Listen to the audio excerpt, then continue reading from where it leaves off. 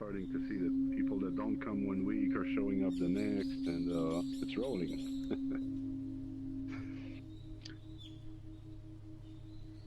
Let's take a few deep breaths.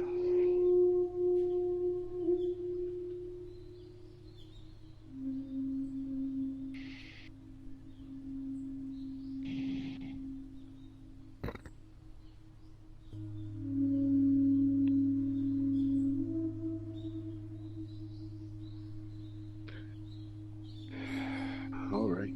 So today we will be learning about an aspect of Buddhism that is almost synonymous with Buddhism. It's called the middle way, and you may actually refer to Buddhism as saying, what I'm practicing is the middle way, because it's so representative of the path.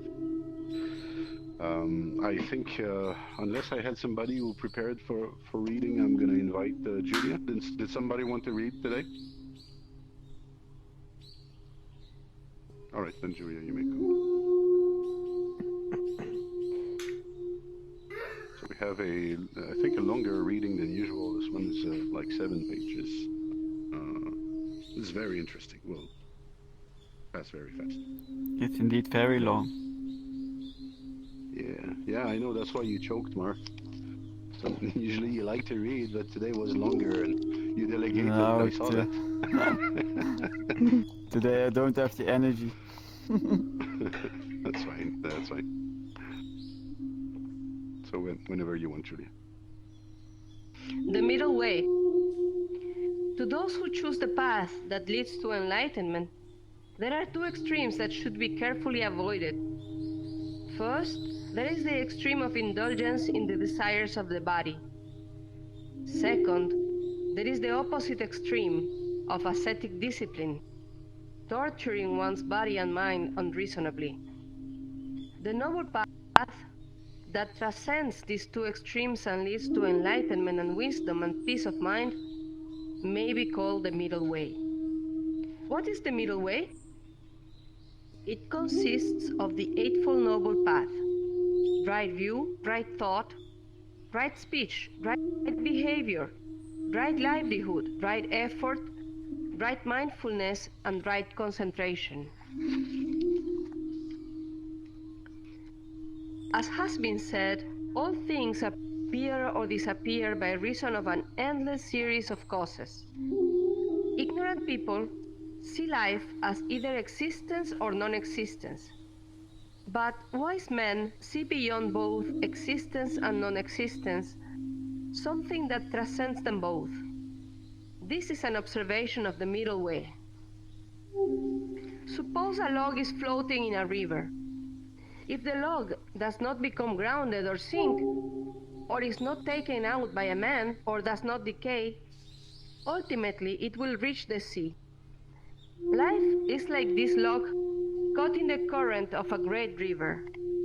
If a person does not become attached to life of self-indulgence, or by renouncing life does not become attached to a life of self-torture, if a person does not become proud of his virtues or does not become attached to his evil acts, if in his search for enlightenment he does not become contemptuous or of delusion, nor fear it, such a person is following the middle way. The important thing in following the path to enlightenment is to avoid being caught and entangled in any extreme. That is, always to follow the middle way. Knowing that things neither exist nor do not exist, remembering the dreamlike nature of everything, one should avoid being caught by pride of personality or praise for good deeds, or caught and entangled by anything else.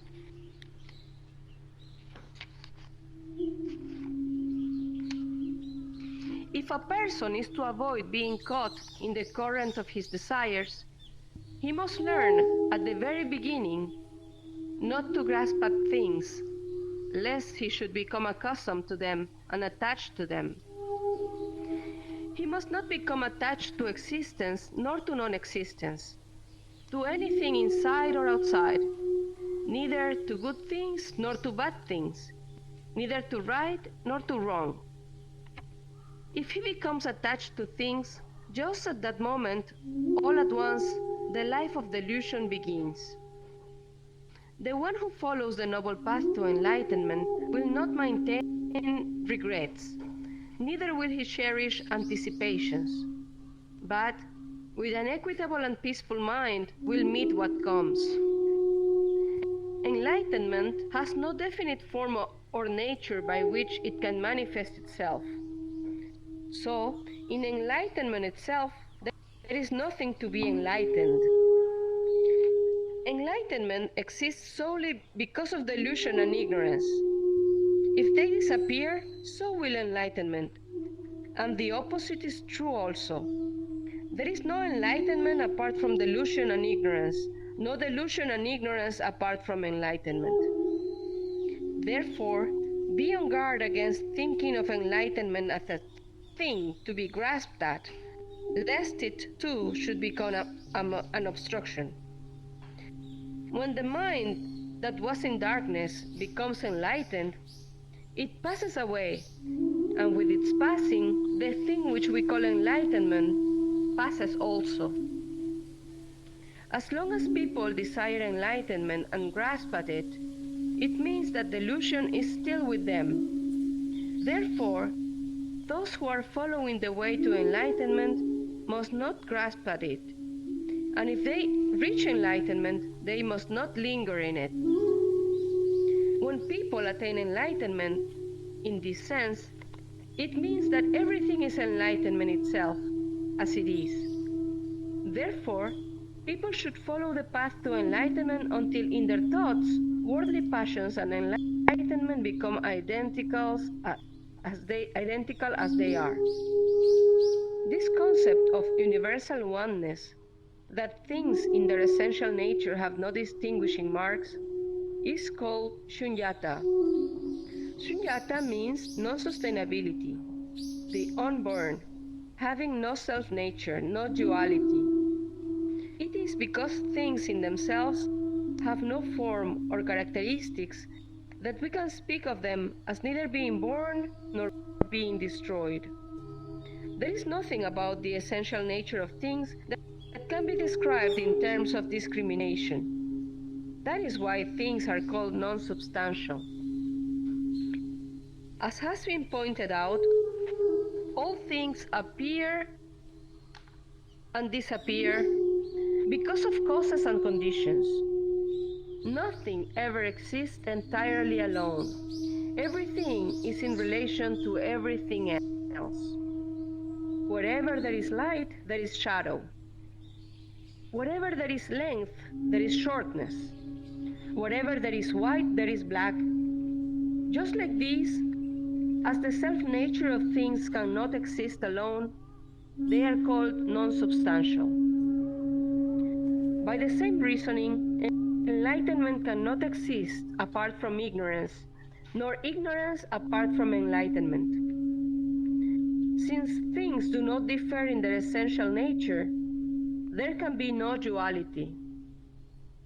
People habitually think of themselves as being connected with birth and death, but in reality, there are no such conceptions. When people are able to realize this truth, they have realized the truth of the non-duality of birth and death. It is because people cherish the idea of an ego personality that they cling to the idea of possession. But since there is no such thing as an ego, there can be no such thing as possessions. When people are able to realize this truth, they will be able to realize the truth of non-duality.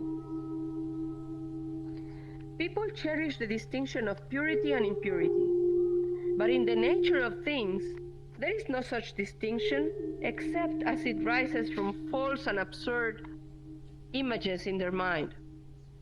In like manner, people make a distinction between good and evil, but good and evil do not exist separately.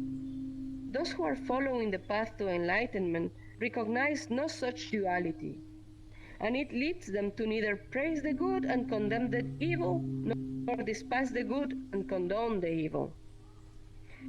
People naturally fear misfortune and long for good fortune. But if the distinction is carefully studied, misfortune often turns out to be good fortune, and good fortune to be misfortune.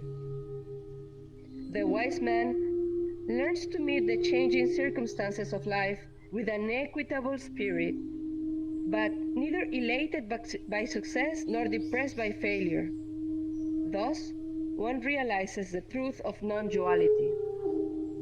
Therefore, all the words that express relations of duality, such as existence and non-existence, worldly passions and true knowledge, purity and impurity, good and evil, none of these terms of contrast in one's thinking are expressed or recognized in their true nature.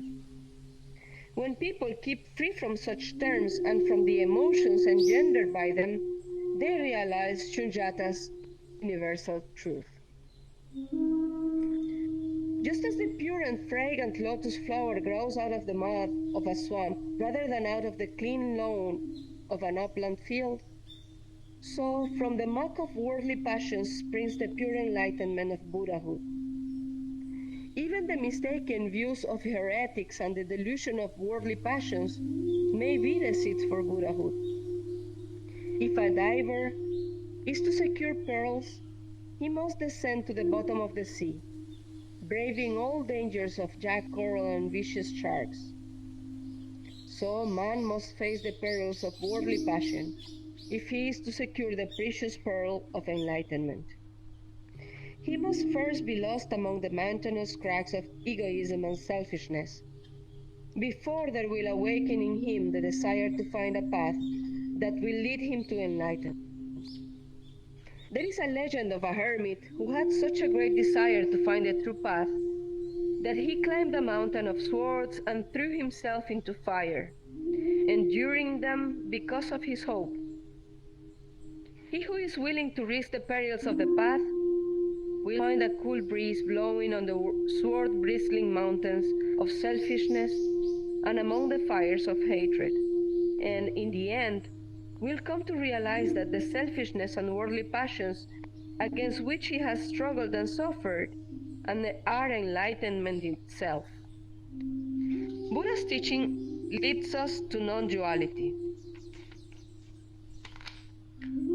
From the discriminating concept of two conflicted points of view, it is a mistake for people to seek a thing supposed to be good and right and to flee from another supposed to be bad and evil.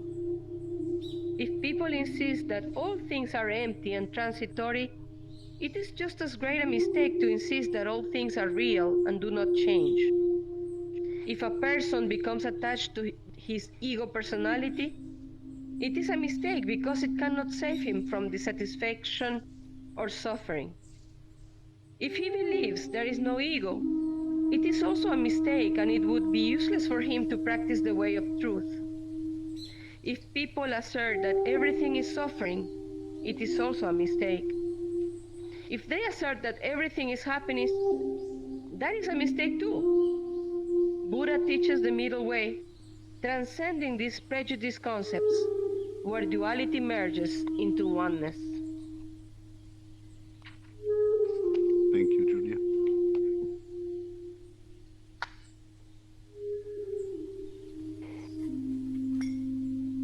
Thank you. All right. So it was a long read, but it was entertaining. There was a lot of things in there. It starts by talking about the middle way being somewhere between indulgence and asceticism. And for those that have been with us for the longest time, you remember probably our first few lessons where we were studying the life of the Buddha and where we learned that Siddhartha Gautama basically was a prince who was protected from the world and given all of life's pleasure. He was given honey and women and games and everything that he wanted. And his parents were afraid that he would become a religious leader, actually, so they were kind of shielding him from real life. So he knew that extreme. And then when he, at some point, got into the street, he saw sick people, dying people, things he had never seen before, and it shocked him. And it kind of made him search for the opposites. So then he became an ascetic, became very thin. There's actually a very shocking statue of the starving Buddha that you can look on the internet, where you see that it's basically just skin and bones. He's very, very thin. It's supposed to represent those ascetic years that the Buddha went through in his spiritual quest. Um, because for those that are new, obviously Buddha was not a god; he was just a man, and he was a man looking for meaning in life. He was looking. Actually, when he came into contact with suffering, he found that this was a terrible thing, that everything should be impermanent, that everything should die, that everything should suffer, and he started looking for a cure, if you will. And that's pretty much what the story of the Buddha tells us. Now, in the group, I think it's in the evening session, we have one member that has practiced asceticism for a while as well, uh, although it was in a Christian Catholic sect, if I remember well. If you've seen the Da Vinci Code, you've seen people from the Opus Dei. There's a guy from the Opus Dei that he goes and he prays, and he has a discipline around his thigh that is hurting him all through the day. And the idea is that you inflict pain and restrictions on yourself so that you can work with the pain and the restriction, and therefore, since you are increasing like the range of pain that you're dealing with constantly, then you don't sweat the small stuff anymore. That's kind of how asceticism works. It's very close to Satanism. It's very close to some forms of yogic training also, where you see like the traditional fakirs that used to sleep on beds of nails, or some have their arms up for years at a time. And so these are all ascetic practices, some sort of sacrifice, some sort of pain that I'm inflicting on myself and trying to transcend. So I wouldn't say this is completely foolish. There is some wisdom in there. You are trying to become better at dealing with pain, but it is also auto-destructive, and it can shorten your life and hurt yourself and others unnecessarily. So it's an extreme, just like the extreme of indulgence. Now, although Buddha was a prince, it's not the only illustration of indulgence. We all do that. Some of us eat too much sugar, some of us smoke too much, some of us drink too much. And there is also like those crazy lifestyles that we see sometimes, like business people that go on trips and yeah, rent expensive yachts and party all night long and afford luxuries that nobody has access to. So, what's the problem with that? Well, the problem is that it's living fast and large, and so you might have a shorter life because you're not caring for yourself very much. Second, eventually we'll all stop. Eventually, you won't have the resources or the energy or the body to make that happen. And third, well, it's kind of keeping you foolish. You know, you're not dealing with anything when you're just indulging. Let's say you're rich throughout your life and you're just buying people off. What will you have understood the day you die? What's your what actually is your experience of living? So that's like the realms of the demigods and the gods in Buddhism, and this is what indulgence is about. Um, Asceticism would be like the hell realm, but self-inflicted. You are basically keeping yourself as an hungry ghost, denying all kinds of enjoyments. And that's the experience of our member in the Sangha. He said that although asceticism helped him find a new perspective on life and discover new ways to live, he felt that he also had to renounce to a big chunk of life as well, because of it. So yeah. So the middle way, Buddhism, I often give the example that to find warm water, you have to go through too hot and then too cold, and then you kind of sort of figure out what warm or the right temperature for your shower or your bath is. Buddhism is about that. It's about finding the right temperature of everything. And the framework that the Buddha gave us to achieve that is the Eightfold Path. And we spoke about that in earlier sessions. Today, I would like us to review it because it's really central. It's really the heart of the middle way. Last time I spoke about right view, which is the first component of the Eightfold Path. So who can tell me today what right view is about? What is the right view in Buddhism?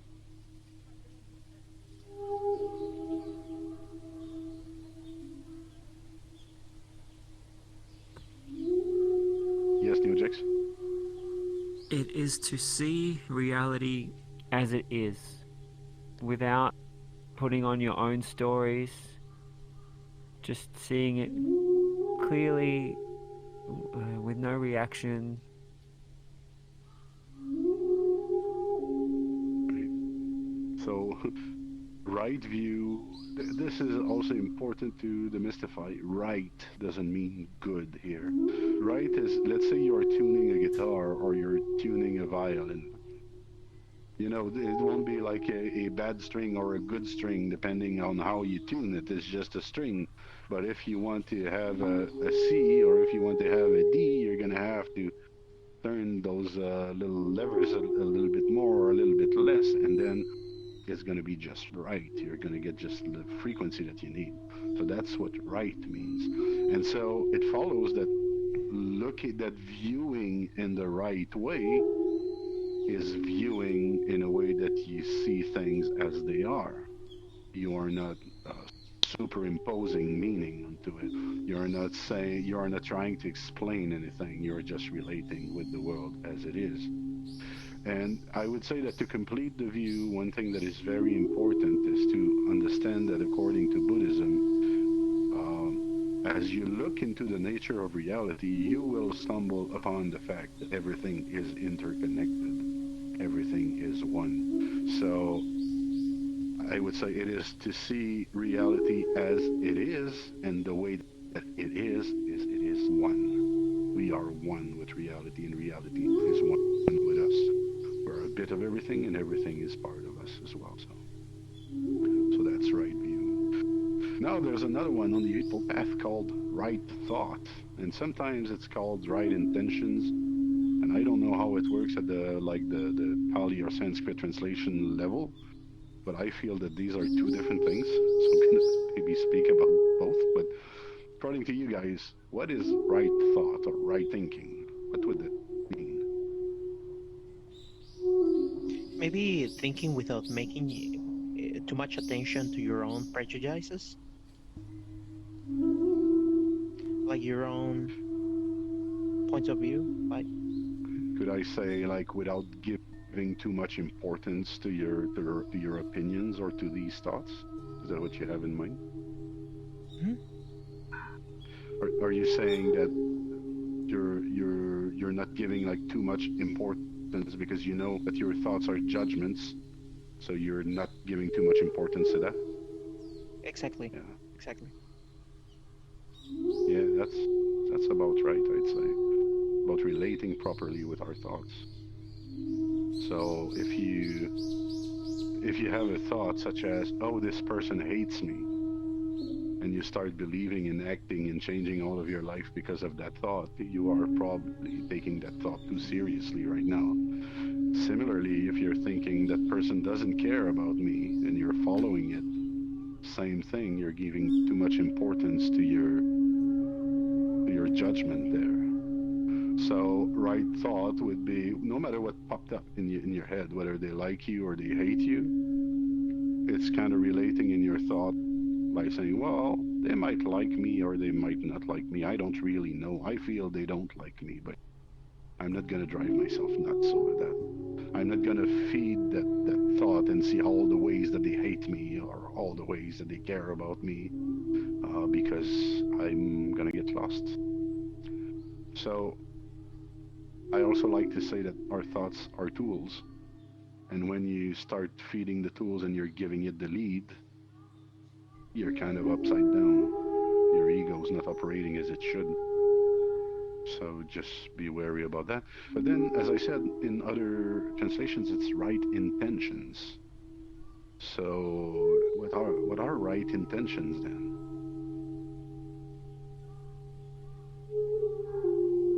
We spoke about that not long ago, relating to desires.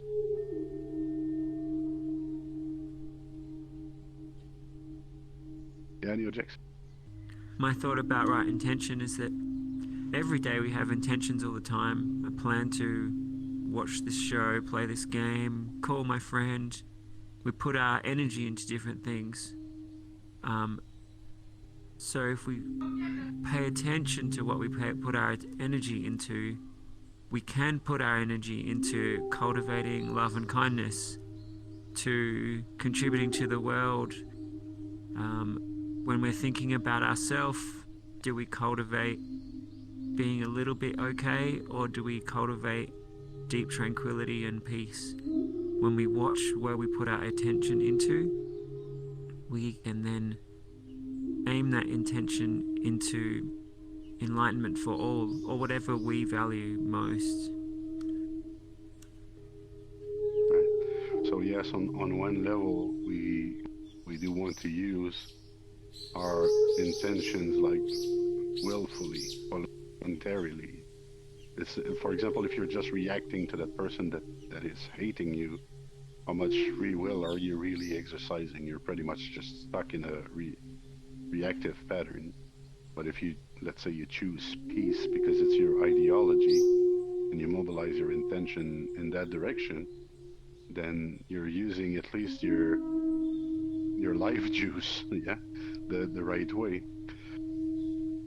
I think intention, I like to relate it with desire, which we have spoken about a few times, that desire often have that passion component, and that maybe desire without passion would be an aspiration. So you could think of intention as an aspiration. For example, let's say you decide you dedicate your life to Buddhism or to peace or to helping others. It's one thing to do that, and it's one thing to do that with a passion and try to convert and beat on everybody. You all heard about the Inquisition, right? Or any of those holy wars. That's like, if my intention is to bring peace to everybody and I'm willing to kill them for that, maybe it's a bit too much intention there, right?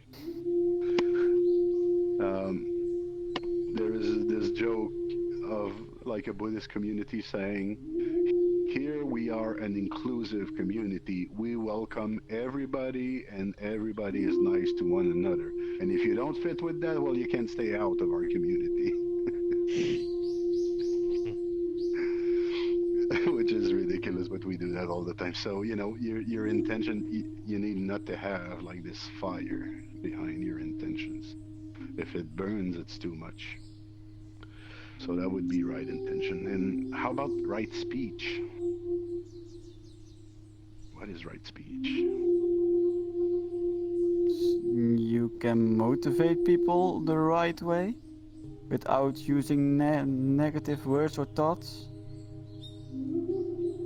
or be a good leader.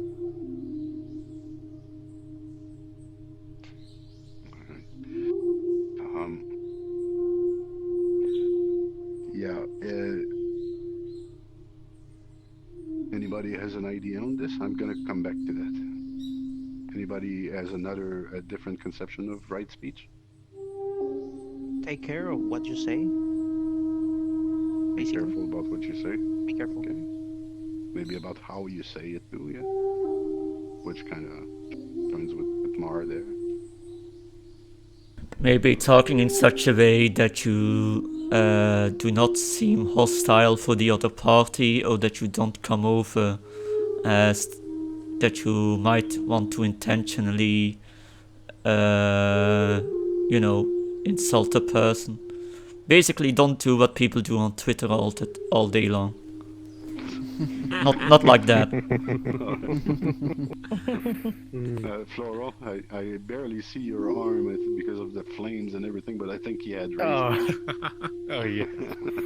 But to make sure what you're saying matters, to make sure what you're saying, has intention behind it, and that it's something that needs to be out there, not to waste your breath on things that are unimportant. So I like Socrates' triple filter there. Did you want to add something, Neojex? Or were you just scratching? Honesty is also an important part for me for right speech. So yeah, I think I'm gonna kind of take all of that into one and I by just yes. what you doing? I think he's on a phone call. Yeah. Yeah, I'm on the. So, I'm on the. Yeah. Somebody called me just a second. Sorry about that. Can you mute yourself? Yeah. Sorry, but I forgot to mute. So yeah, I was saying Socrates' triple filter probably encompasses a lot of what right speech is, and it goes like this: you ask yourself, is it true? Is it good and or kind? And then is it useful and or necessary? And if you have these three components, speak your piece. If not, it's probably better to remain silent. Uh, actually, it's amazing how much of right speech is just not to speak and to listen to other people. Yes, Teojix? Could you say those three criteria again, please? Yes. Filter one is it true? Second filter is it good and kind? And third filter is it useful and necessary? And then, if any of those three fail, it's better to remain silent. So when you start applying that in your daily life, you kind of realize that you don't have that many things to say that fit all three criteria. And so you become more silent. Actually, anything that falls out of these three would be considered idle talk in Buddhism. For example, like just chit chat. We're talking about the neighbor's new car or whatever. Is it true? Yeah, it's true. The neighbor has got a new car. Is it useful or necessary? Probably not. Is it good or kind? When you're talking about the neighbor, it can degenerate quite fast. So, if you're just talking about people, it's probably just idle talk. Excuse me, Zenke, but I have to go. It's been very nice. Sorry about this. Hey, must have been an important phone call. Take care. Yeah. Yeah. Thank you. And see you. All right, see you soon.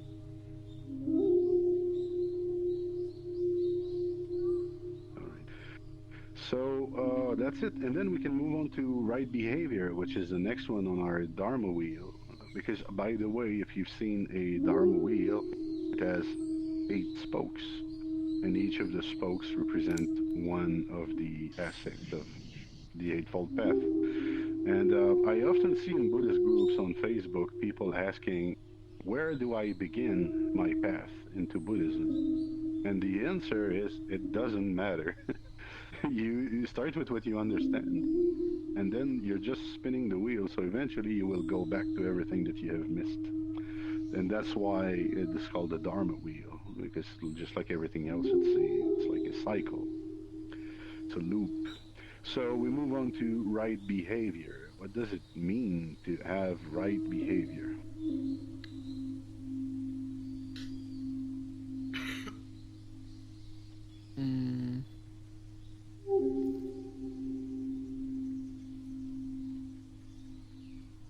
Let's That borrow you- a bit from... Oh yes, come on, Mark.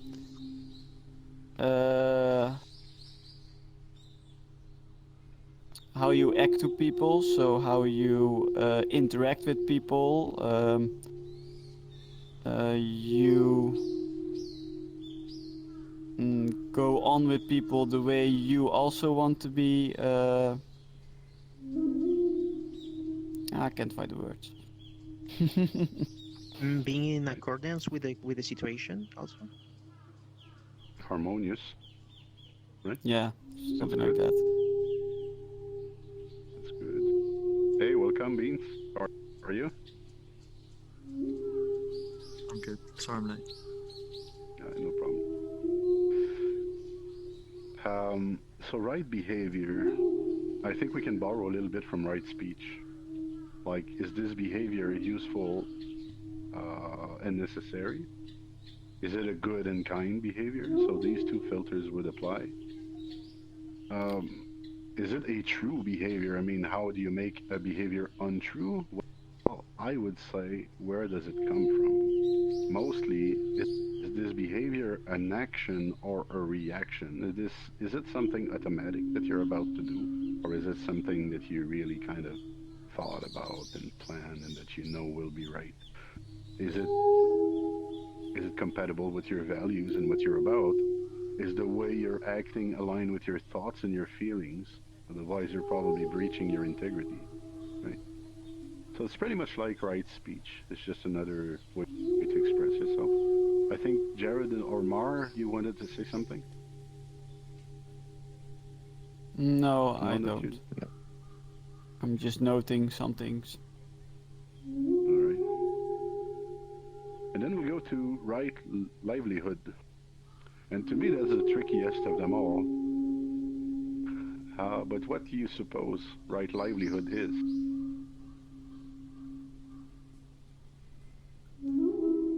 Any objections? Livelihood is our work or the things we do to survive. So making sure that your work is ethical and contributes to the world.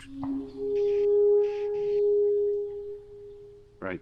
And the reason I say it's tricky is that, for example, you could say that, oh, money is evil, you know? You could say that anything that manipulates money is contributing to the problem of the world.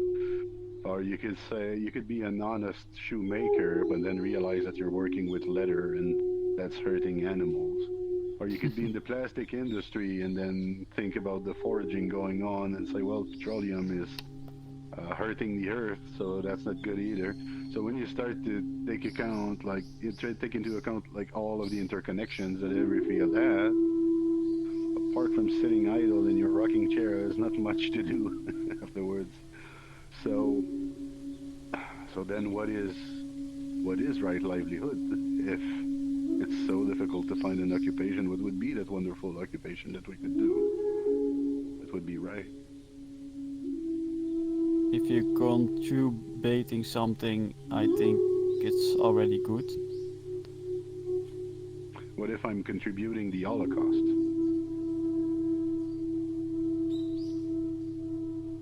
It's already over? No, what I mean, a contribution, yeah. If it's a contribution that comes from right intention, probably.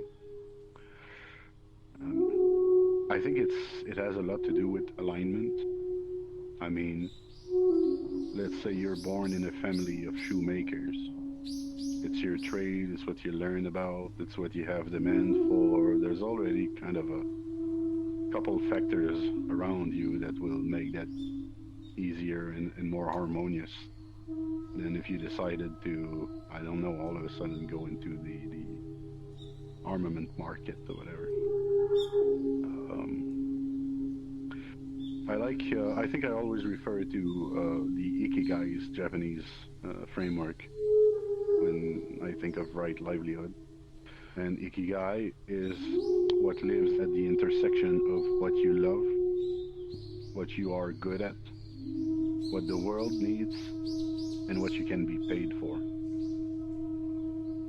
If you are dissatisfied with your day job right now, or you're wondering what you're going to do with the next few years, this is a very good way to go about it. Think about your Ikigai, think about finding that, and it's not magic, but you need to make it happen, but it can help find lasting satisfaction in your occupation. And although you may be working with money, with plastic, with letters and everything, the world around you seems to need it. You seem to have a skill at it, so maybe you waste less letter, you waste less plastic or whatever. So by doing so, makes it a little bit more ethical. So that's my guideline on this. I don't really have I didn't completely crack that nut.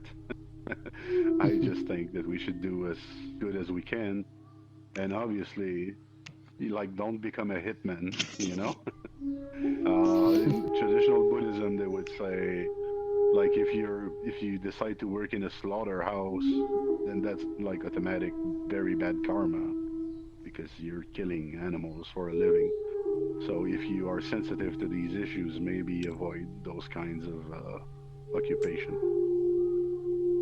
Yeah, we're always learning, always turning the wheel, so. Right. And anyway, there will come a time when you're not able to do anything anymore because you're too old and sick. So it's just how life is. Then we have what is right effort. What does it mean, right effort? Yes, Neojax? Oh, earlier when I said right intention, I guess I was thinking about right effort. So when you answer this one, could you also clarify the difference? Oh, yeah. So when we spoke about intention, it was about kind of channeling our energy in a wholesome direction. And it was also about not fueling our intentions with too much fire, too much passion. Now, I would say that the right effort is the concept of Wu Wei, or effortless effort, where you will maybe strain yourself, you will work hard, but you won't be thinking much about it. So right effort is doing the amount of work that is required, but without adding the layer of mental chatter. Again, that makes it so dramatic and so difficult. If when you're doing something in the house or for somebody else or for a job or whatever, if you feel like this is a sacrifice, it's a good sign that you're not in the right effort spectrum. You are making a victim of yourself. And if you feel like there's nothing there at all, then you probably didn't rub close enough to it. You didn't exert yourself. So right effort is at that spot where it requires your attention, it requires your dedication, but you won't make it worse. And as you do that, your capacity, your capability to do tougher and tougher things expands. And you think less and less of more and more. And so you can make huge effort. One thing that impresses me about good practitioners, I'm thinking about the Tibetan monks that are basically taking their culture all around the world. A single monk can establish like 10, 12, 15 centers, build teams everywhere, travel all the time. I mean, I've seen a lot of businessmen going around the earth with similar agendas. And it's a lot of work. But, they are there, they come, they sit, they're smiling, they're helping people.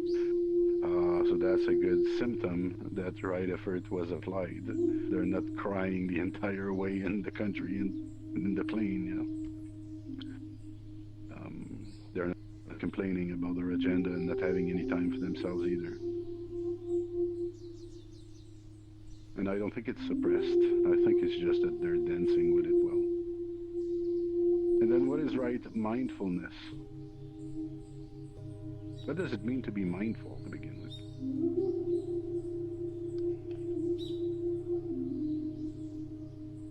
Anyone? Be aware of your mind and meditate when it's a chaos or you're overthinking over something. So mostly be aware of your mind.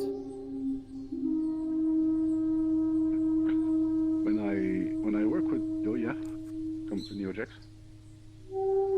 Earlier you were saying the question of where do we begin with Buddhism? And I thought, oh, whatever you're doing or saying right now, just try to take right action in whatever's happening. And then as I thought about the answer to that, it then really struck me being mindful in each moment. What am I thinking, saying, doing, focusing on? Right. So I teach strategic alignment to companies. I've been doing that most of my life. And I kind of refined my technique over the years, and it became three components. what's happening outside of the business, what's happening with the customers, basically, what's happening inside of the business, or how am I preparing to serve that market, and then is there like an alignment mechanism that makes sure that what I'm doing internally kind of reflects or harmonizes with what's going on outside. So that's the idea of a business, but it's exactly the same with your mind. You need to be aware of what's going on inside. That's true, Mara, but you also need to be aware of what's happening outside of your mind in the world.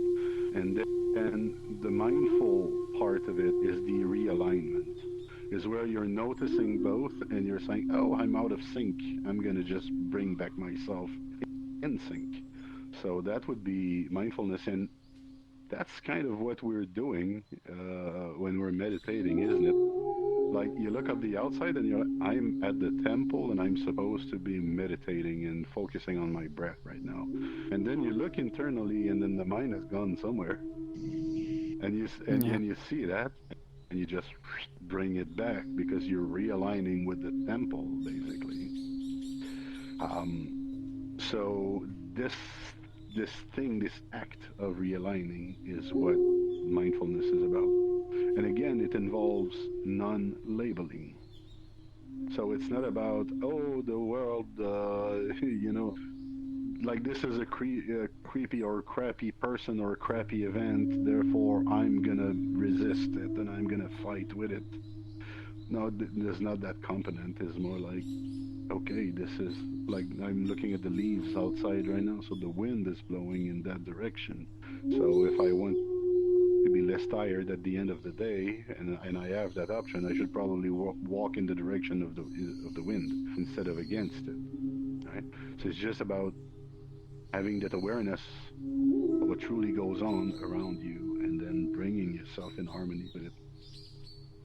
Yeah, that's what you said And about Buddhism. Always be mindful of your outside and inside, and you can also meditate while you're doing your business, only with your eyes open.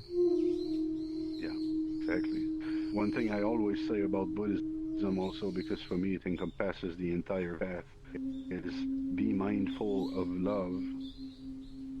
Just that, be mindful of love, and when you see that you have lost it, bring yourself back to it. Julia, did you want to say something? I was gonna just emphasize the alignment within yourself, your thoughts, your feelings, and your actions. Yeah, just that. Um, this is what she just described. I have come to call the science of miracle. When your thoughts and your body and your heart, your emotions are all aligned, when there is no inner division, when there is no resistance between within you and outside of you, something magical happens. Your body starts to use your vital resources differently, and it starts healing itself.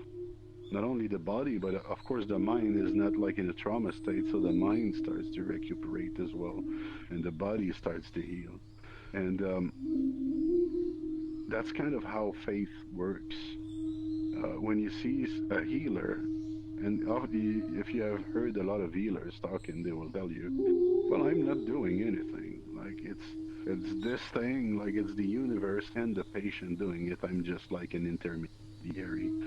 And the way I have come to understand that this works is that basically the healer serves as an integrator. If you believe in the healer and in his talent, then you will solve all of the doubts that you might have. Like intellectually, you believe it's true. Your heart believes it wholly. You have faith, and this faith that resolves all inner division will allow your body to do its work. Voltaire, the French philosopher, used to say that medicine is what happens. Medicine is what we do to distract the patient while nature does its work. I always found that funny, but I also feel that this is what happens if you can integrate yourself. If you can dissolve all of inner division, you will kind of naturally heal. So yeah, mindfulness is a healing tool in that sense, because it's your best friend to stay aligned with everything. I covered already concentration in a way, which was the next one, right? Concentration. I I like to call it right resilience. Whatever you are pursuing on the path or in your life, let's say you're pursuing enlightenment, and and I don't know, you go party with friends for 3 weeks and you do all kinds of miserable stuff during those 3 weeks. What's important is that after 3 weeks you remember that you're actually trying to walk the enlightenment path, and that you go back on track. Just like for addictions, it's perfectly fine to have relapses. What is not perfectly fine is to give up. So what the trick about concentration is to not believe that you need to focus to the exclusion of everything else, because that's division. If you're trying to concentrate, let's say I'm right now in the pandemic, I'm trying to work and I have my family around, and I try to concentrate in such a way that my family doesn't exist. Well, guess what? My family will keep on existing. I won't achieve much with this act of concentration, and it will actually breed conflict and division. I might start to fight with my family, and a lot of people are going through that right now in the world. I like Neo Jack's approach on this. He brought his baby to a few meditations and told us, if my baby cries, integrate it in your meditation, integrate it in your experience. The baby's part of the world, the entire family's part of the world, so they should be part of the act of concentration. They might bring your attention a little bit outside, give the attention, and bring the attention back to what you need to do. That's all you need to do, actually. No need to. If you become angry, it's going to become a big thing and a much larger distraction anyway. So let's just be resilient about our distractions. So that was Senkei? like, yes. Sorry, just a quick thing. Right concentration in some way has something to do with the fact of accepting things as they are, like Accepting that, integrating. Churchill used to say, uh, the plan was worthless, but the exercise of planification won the war.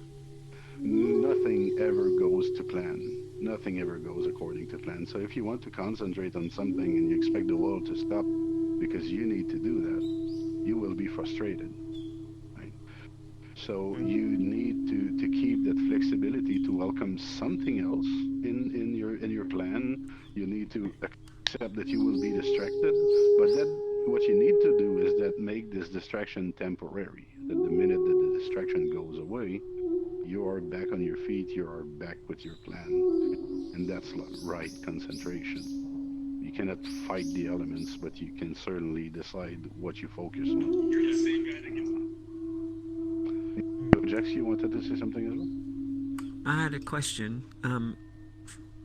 I've always used right mindfulness to mean, or not even right mindfulness, just mindfulness to mean noticing what's noticing what's happening within myself.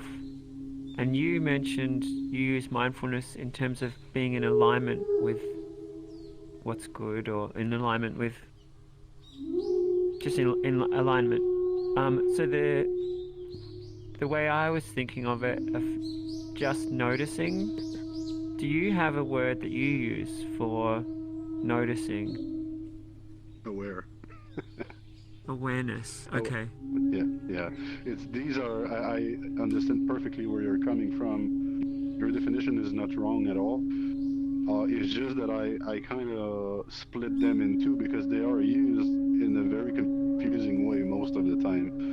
It's difficult to draw the line between awareness and mindfulness. So I have kind of decided that the awareness is the act of noticing and of seeing clearly, while the mindful part is, oh my God, what is it I have just noticed, and am I out of phase here? So, they work work together very closely. It's not like they're separate in real life. But just for semantics' sake, I split them like that. I have another question. Yes. I'd often thought of concentration as in going deep into meditation. And then you talked about concentration in regards to how we live. Do you have anything to say about the two of them? I do not believe in deep meditation, frankly. I believe that if you feel that you're in deep meditation, you're just separated from everything else. So you can get a good relaxation, you can get a good meditative experience, you can get many feelings that kind of will overtake you and make you feel very good or very bad. But I don't think it's the goal of meditation to be deep into it in a trance state. Meditation is should just flow with the world in as perfect harmony as you can. So if you're deep and the rest of the world is not deep, then you're. But again, it's semantics, right? What is deep? If perfect alignment with everything that there is what you call deep, right? These topics are a bit difficult to discuss because of the meaning of the words. Yes, Neojax? Maybe I'll retract that word. I guess what I meant is, let's say I'm an angry person and I'm trying to do compassion meditation. Right concentration for me is immersing myself in actual compassion, being able to step out of that I was angry and go deep into feeling compassion. Okay, so that's where I would bring a nuance. If you're a very angry person and that's what you do most of the time, to get in a very nice, compassionate state is going to be difficult, to the point that you may be even more frustrated and even more violent if you're trying to hit that. Baby steps in that case would be right concentration. If you manage to feel 1 second compassion in your heart, then you're usually a very angry person. You're progressing. You don't need more than that. Next time is going to be 1.5 seconds or 2 seconds, and then a minute, and then, So as long as you are going back to this idea, as long as you're working on your compassion, you have right concentration. But if you do that once, you achieve it 1 second, or you don't achieve it at all, and you forget for the rest of your life that compassion is a thing, then that's not right concentration, if that makes any sense. Thanks. But the Eightfold Path, because now we've covered it all, right? Concentration was the number 8 on our wheel. Eightfold Path is, in fact, 1,000-fold, millionfold. We could add in there right eating, or right reading the newspaper. Can you see that? Like, for example, let's just do it just for fun. What would right eating be? Thich Nhat Hanh wrote an entire book about that. Yes, Blacko? Right eating would be taking your time to put food onto the fork, being mindful and aware, having the intention when you take your bite to chew, savoring every flavor, etc., and making sure that you're aware throughout the whole process.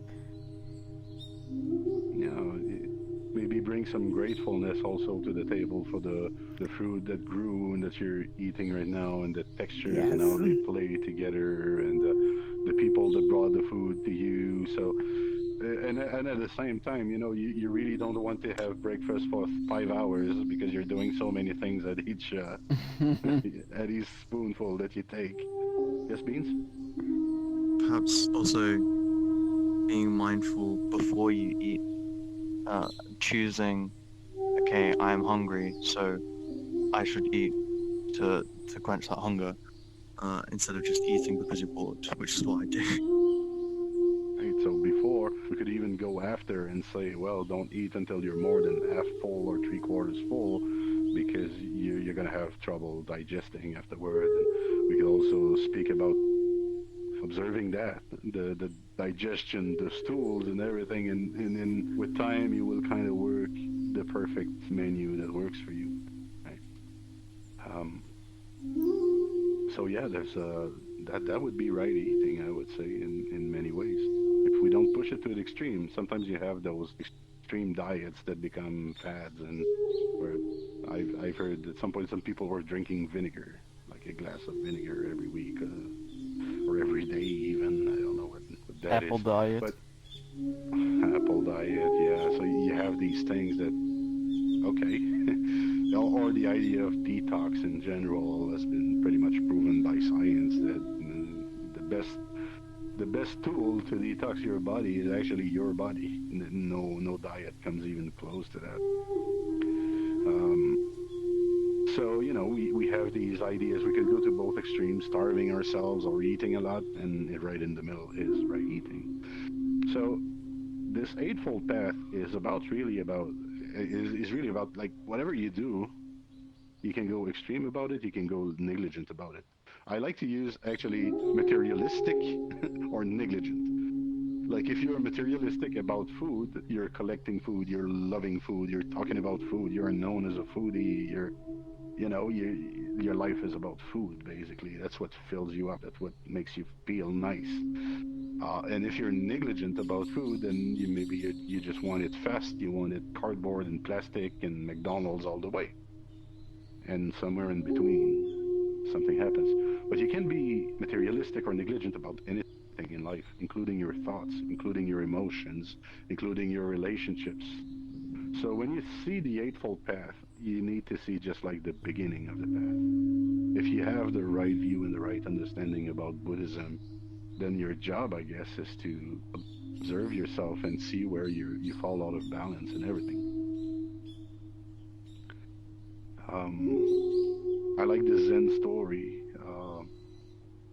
where the master corrects, scolds the student. They're on a break and they're on a picnic table outside, and the student is talking and and he's reading the newspaper as he talks, and he looks at the newspaper, and then the Zen master says, "Hey, when you read, just read."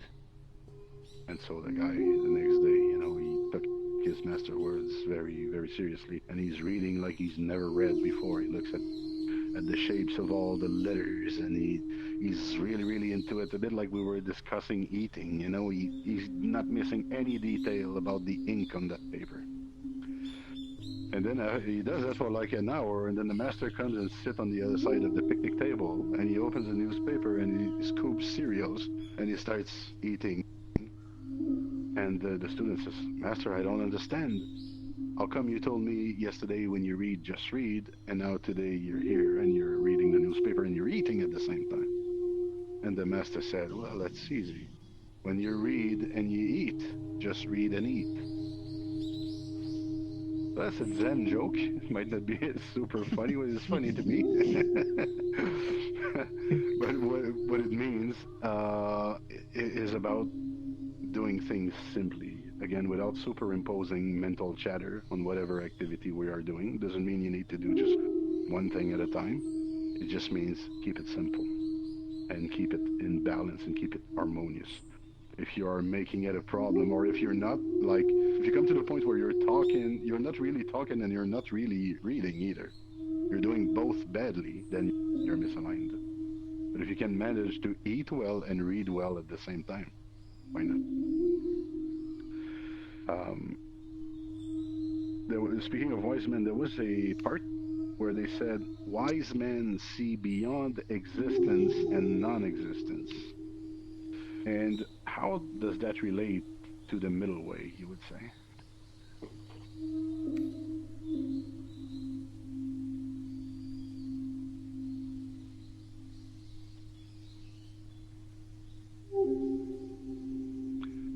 So let's say one extreme is you're alive.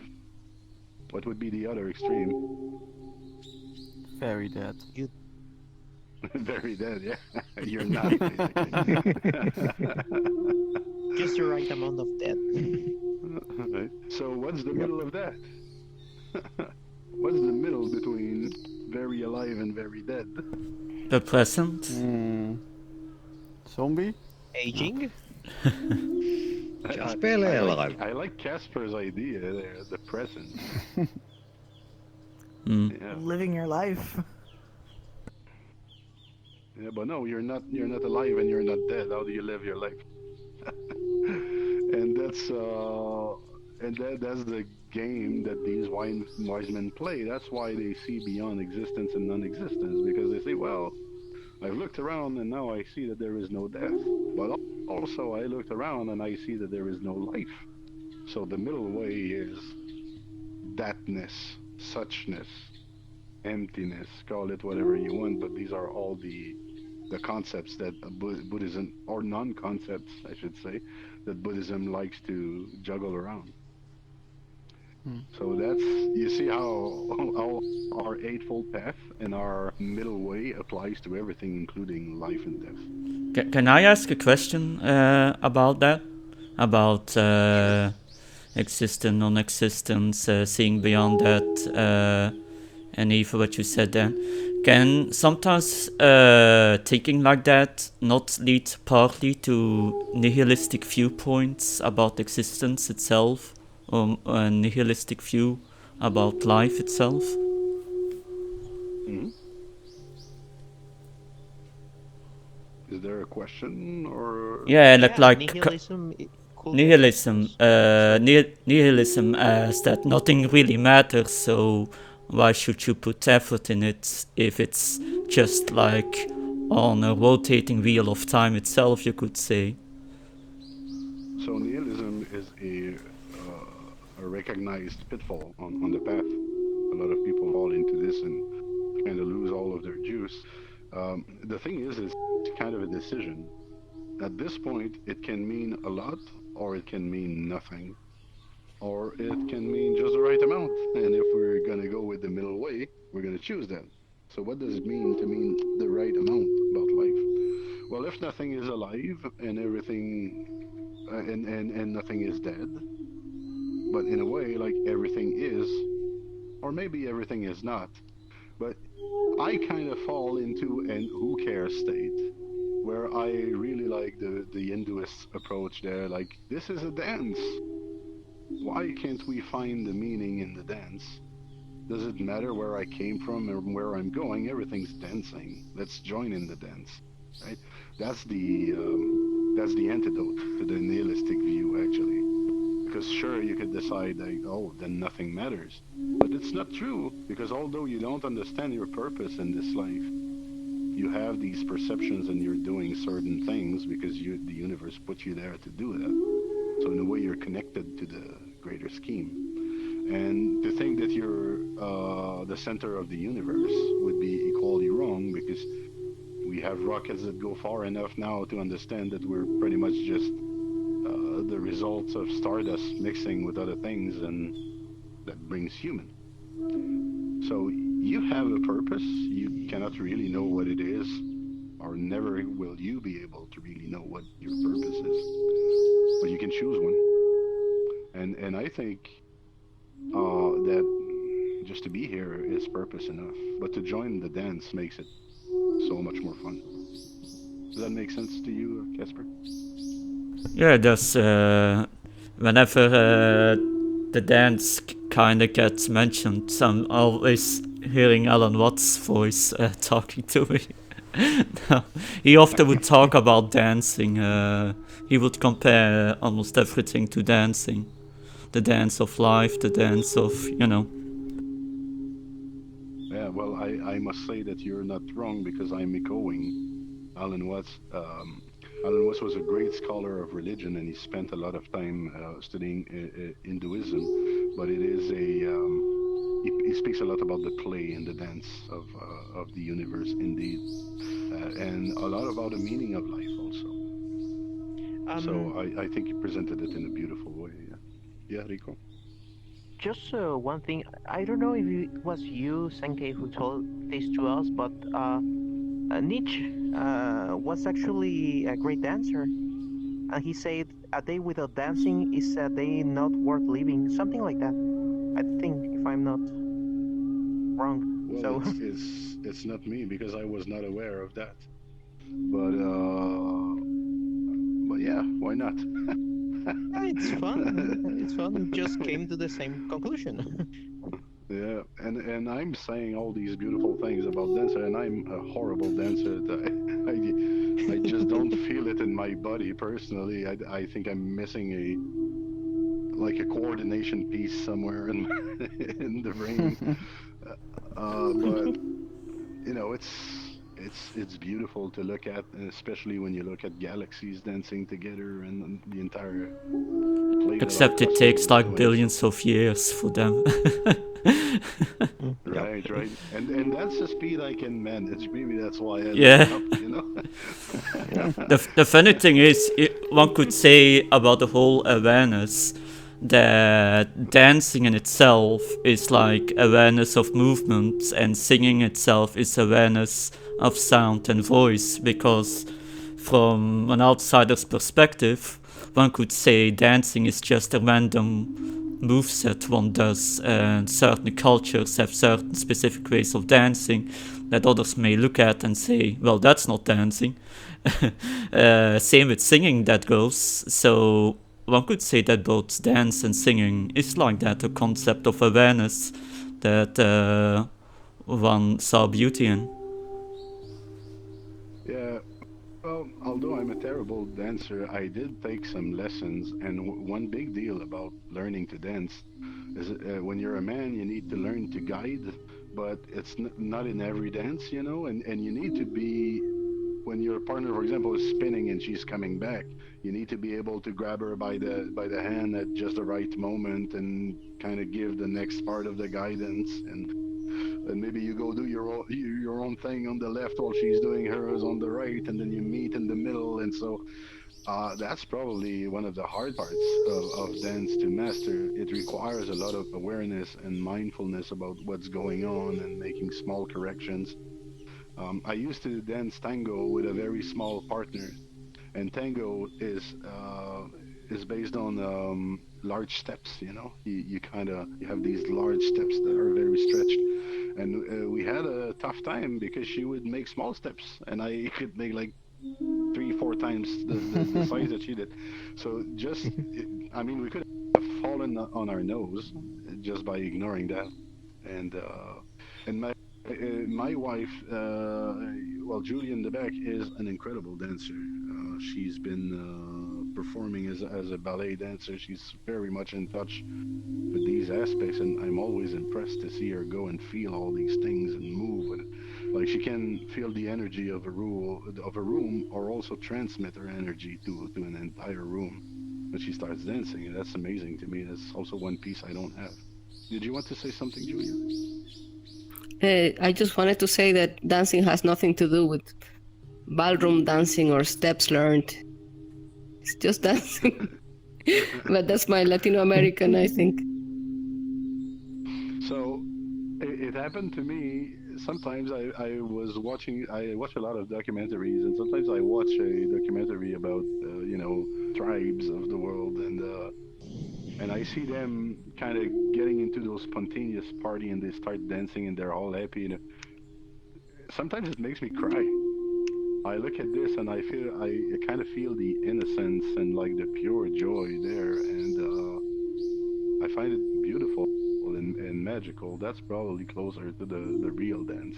Obviously, when you're learning steps and everything, no, but dancing with a partner, you have to adapt and push and pull, and I think it relates well to what we have to do in daily life. Anyway, I didn't expect to speak so much about dance today, given my own expertise. um, Today's lecture was speaking about enlightenment and says it exists because ignorance and delusion exist. A classical image was shared there of the white lotus growing in the mud, saying that out of yucky things is this beauty born. But if if we, I don't know where you're from, but where I'm from, I don't see many lotuses. So I like maybe to look at the night sky, and you see that you can perceive the bright stars only because, like, the default state of the universe is this black nothingness. You know, and you see these little things that shine. Now, if the default state of the universe was white, you wouldn't even see the stars.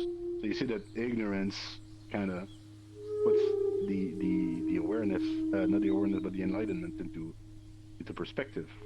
But if all of a sudden the stars were black, again, there would be no distinction. So it's only in contrast to one another that ignorance and enlightenment exist.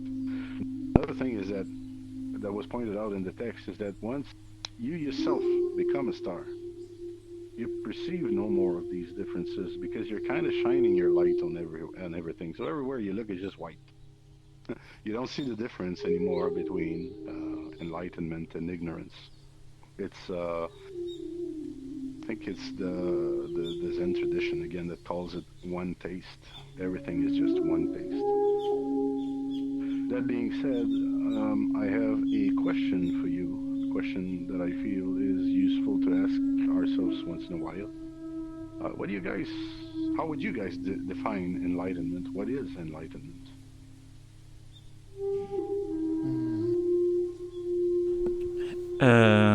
Well, I would almost say just being like content the way things are, like finding happiness around you and maybe within.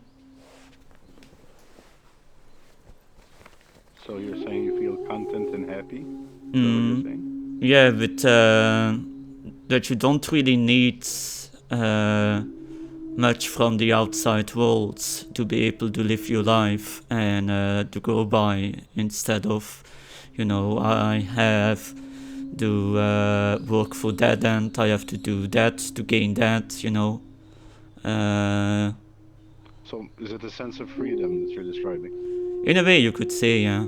If you're detached from the burden of always wanting more or wanting to satisfy your craves.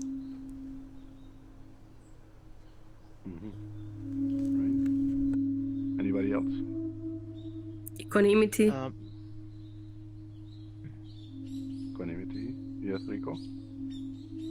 I will define it personally as that feeling of, oh, I didn't knew that. But not the fact of like getting awareness, but the fact of feeling free because you're feeling less ignorant. That's why I could describe it personally. Even Free for me, it's from not very clear. ignorance. Yeah, but it's not the fact of arriving there. It's the fact that you are on the way towards getting less ignorant. You know, like, oh, I'm flowing with the river. I'm going towards that direction. I might never finish getting to the end, but I'm kinda on the way. Ah, that's how I feel it. Salgo, you wanted to comment something as well? Yeah, I would just say for me it is basically when everything just clicks actually, and the things we just talked about actually, when all of these things are aligned and we are really in the present moment, then basically enlightenment is just an activity. It's not something that's we can own or something. Mm-hmm. Yes, Blago?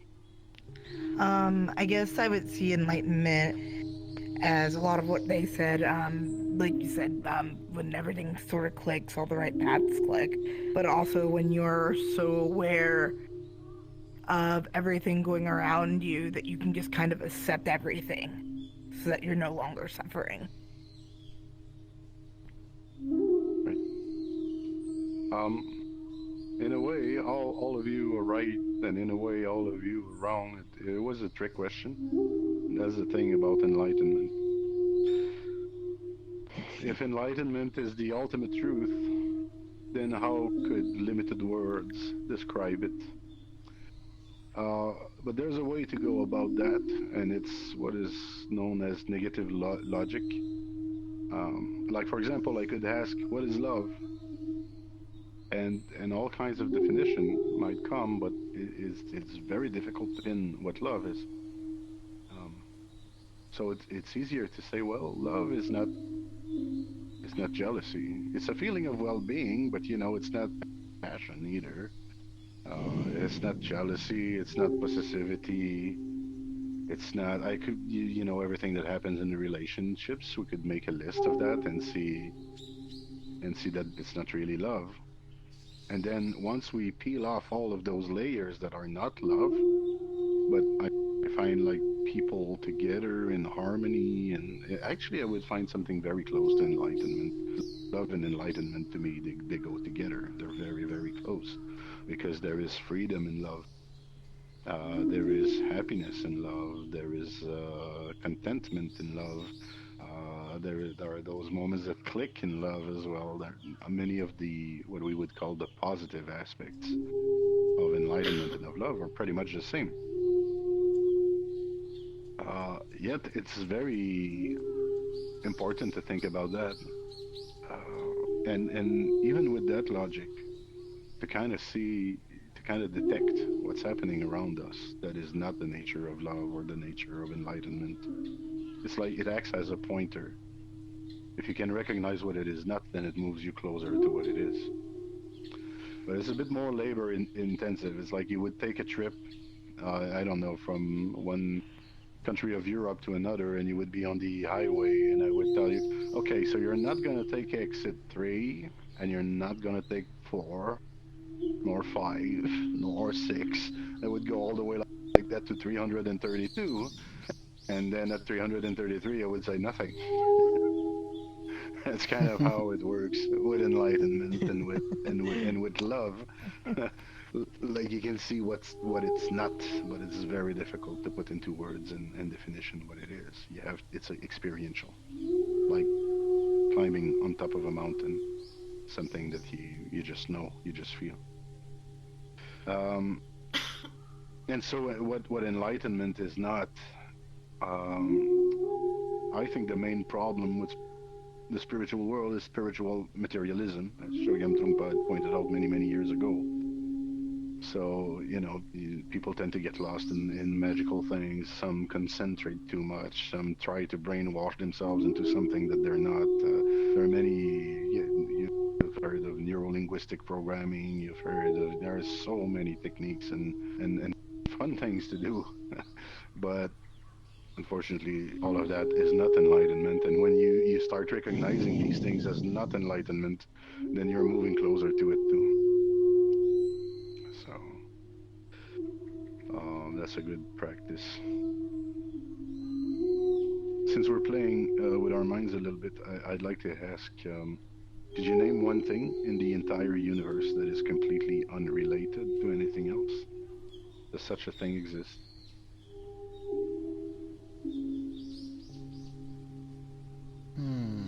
Nothing. Dark matter.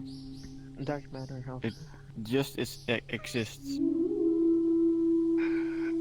All right. We don't know yet. I mean, Yeah. No. Well, dark matter relates to you, Mar, because you know about it.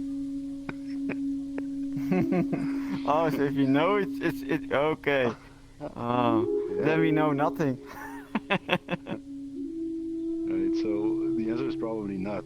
At least I've never seen anything that is completely unrelated to everything else.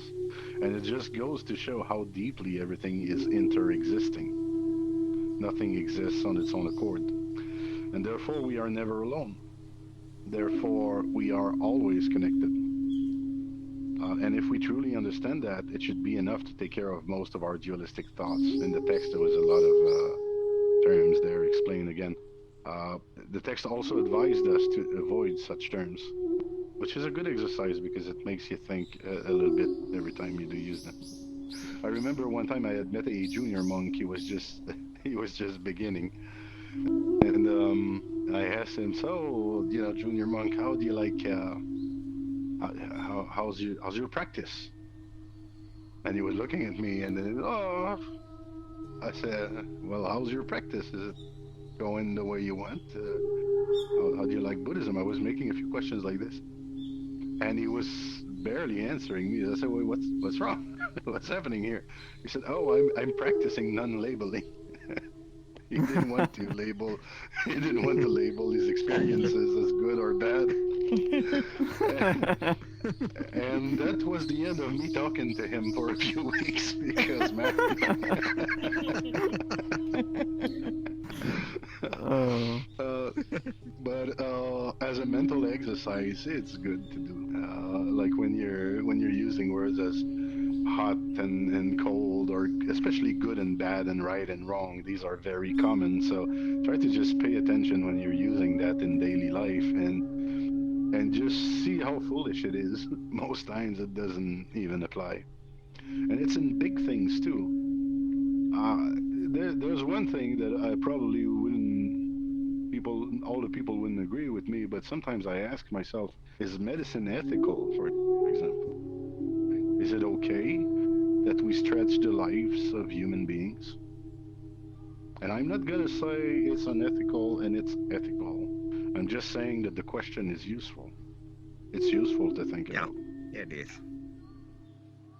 So, I agree. So that's kind of what you want to do, like in your life, with all of these polarized beliefs, kind of deconstruct them one at a time. Because anyway, every spoken word has some sort of dualistic core. If you're saying a word, you're not saying many others, so you're already creating a bit of division. So contemplative silence is probably the closest we can get to contemplative to enlightenment, in a way, when you're just like harmoniously looking in silence. That's probably where you're at the most level of harmony. Remember the extreme story that we had today about a monk, an hermit that climbed a mountain of swords and jumped into a fire to find enlightenment. Buddhism is full of these stories. And although it is fantastic to have that kind of resolve, I really just want to mention the cool breeze that was also in the history that is to be found on the mountain. Because I feel that as lay practitioners, it's often really what the teachings are providing for us as we bring them into our daily lives. They can bring a sense of space, of freshness, some dispassionate equanimity, as Julia mentioned earlier, that allows us to deal with the difficulties of our jobs and our relationships. Like before, you were fighting very tightly with your circumstances, but now that your practice is improving, you are now learning how to make a little bit of space, and you can breathe while you're in it. You don't have to bleed your heart out, basically. As your practice toughens, you can do increasingly difficult things, as I mentioned earlier, and you won't become too hot-headed about them. So that's pretty much all the fresh air we need.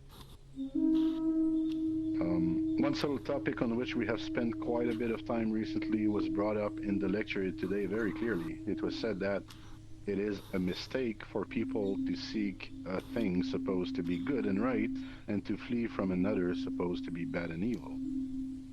So I would just like of us to see how this relates to self-transformation also. If you're a violent person, there is no need to hate yourself and go after that specifically. Just live harmoniously, and there will be no more violence.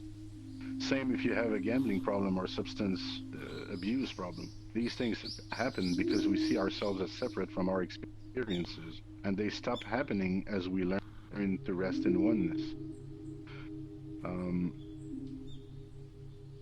I've played with, mind control and MPL and positive affirmations and self-hypnosis and the likes for many years. They're fun, but as I said earlier, they don't have much to do with enlightenment. It's a way to kind of fall into maybe the right way of acting before you get the whole realization, though. So it can help harmonize your environment, but you will still clash because it's not fully integrated. And so I would like to close today's commentary on a quote by His Holiness the Dalai Lama that will hopefully help us find the middle way in our own life. When asked about what surprised him the most about humanity, he answered, man, because he sacrifices his health in order to make money. Then he sacrifices money to recover his health. And then he is so anxious about the future that he does not enjoy the present. The result being that he does not live in the present or the future. He lives as if he is never going to die, and then dies having never really lived. So think about that and how you're handling yourself, and just thank you for your attention during this long session today. I really like that quote. That was a very strong one. Legit. Same, though it feels like a little sad. Well, I think that's where it's up to you. Well, I think it's sad because a lot of people live like that. I mean, but it's true though. Yeah. If you think about it. I am guilty of that. Probably most of us in the room are guilty of that. But when you start recognizing the problem, you're planting a seed that is going to grow and is going to slowly take you to maybe a better way, a more balanced way of living. I can see myself in it, so I'm on the way. So, is it sad? Is it happy? Is it equanimous or everything? I think it might also be a necessity, because I think sometimes for a seed to grow, it needs to go through a certain stage of suffering to fully align with its situation and to survive.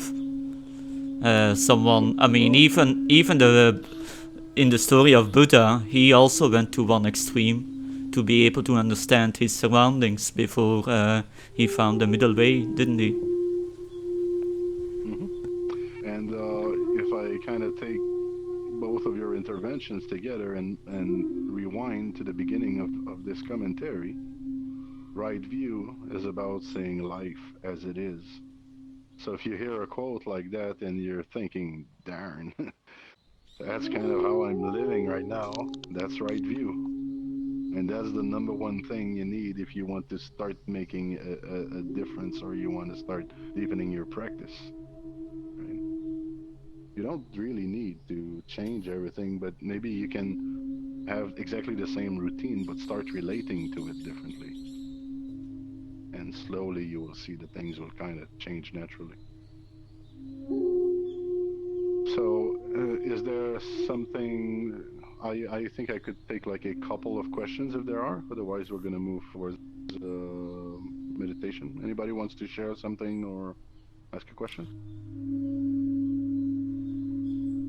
Yes, I would like to ask something about Alan Watts that I recently found, and it also involved Buddhism. You're probably aware of this as I was looking up Alan Watts, but he, in a way, you could say, died. I think I was at 58 because partly because of alcoholism and quite a lot of cigarette abuse. Let's just say. There were quotes that he had, family issues, and that he one time said that he drank because he felt lonely and stuff. He was still a man having issues just like any other man.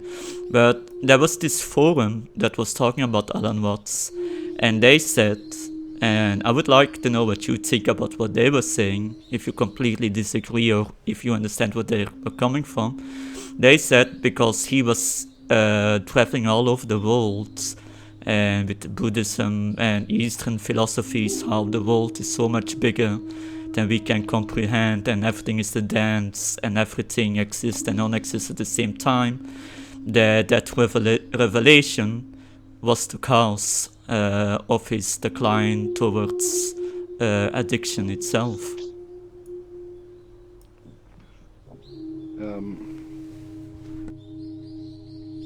Buddhist monks have a higher rate than the general population for committing suicide.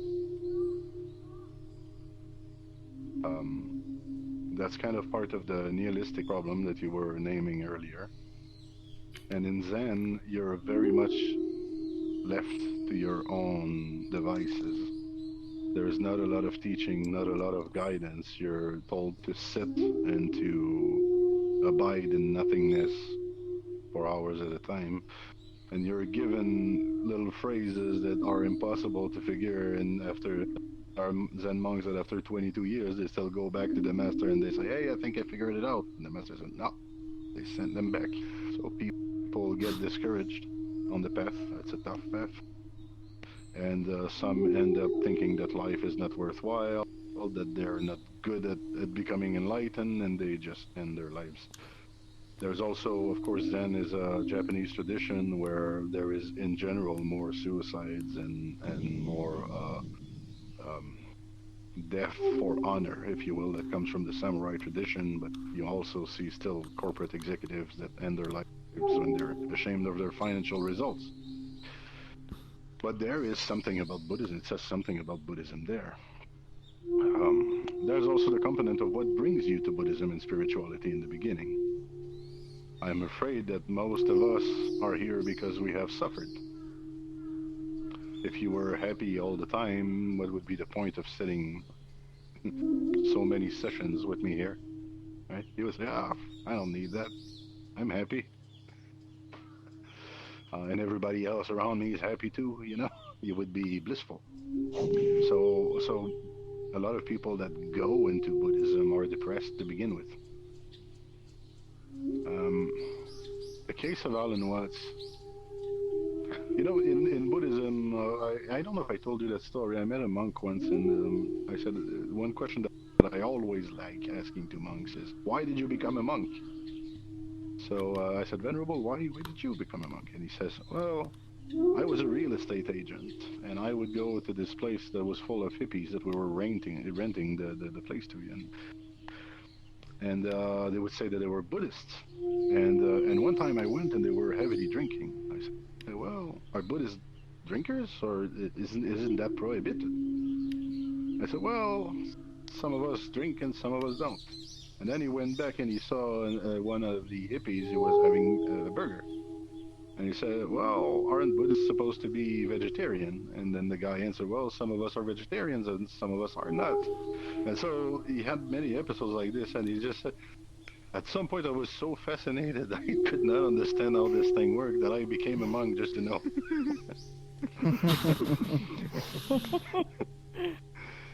And so don't be taken aback by a monk that drinks. Don't be taken aback by a monk that has done drugs or that would do drugs, or that don't be taken aback by a monk that is acting humanly. Nobody is pretending that he is God. There are no gods in this religion. Everybody is just trying to be the best human they can be, and we're not always very good at that. Right? So if you feel like the monk is deceiving you because all of a sudden you see him having a beer or fighting with somebody, you are probably deceiving yourself because you conceived of them as godlike. What's important is the resolve, is the idea that we're kind of working together at bettering ourselves. Now, alcoholism is also associated with many other things. It could be a lack of melatonin in the brain because your parents were alcoholics and you have insomnia because of that. It could be also because you have an overactive mind and it is a way to pacify it. Actually, in many Buddhist tradition, alcohol is used as a way to pacify the mind before certain rites.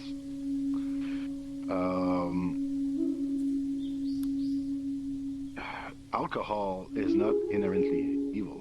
There's a documentary, I don't remember the title, but it's something like When Beer Saved the World. And it basically describes an era where all water on Earth was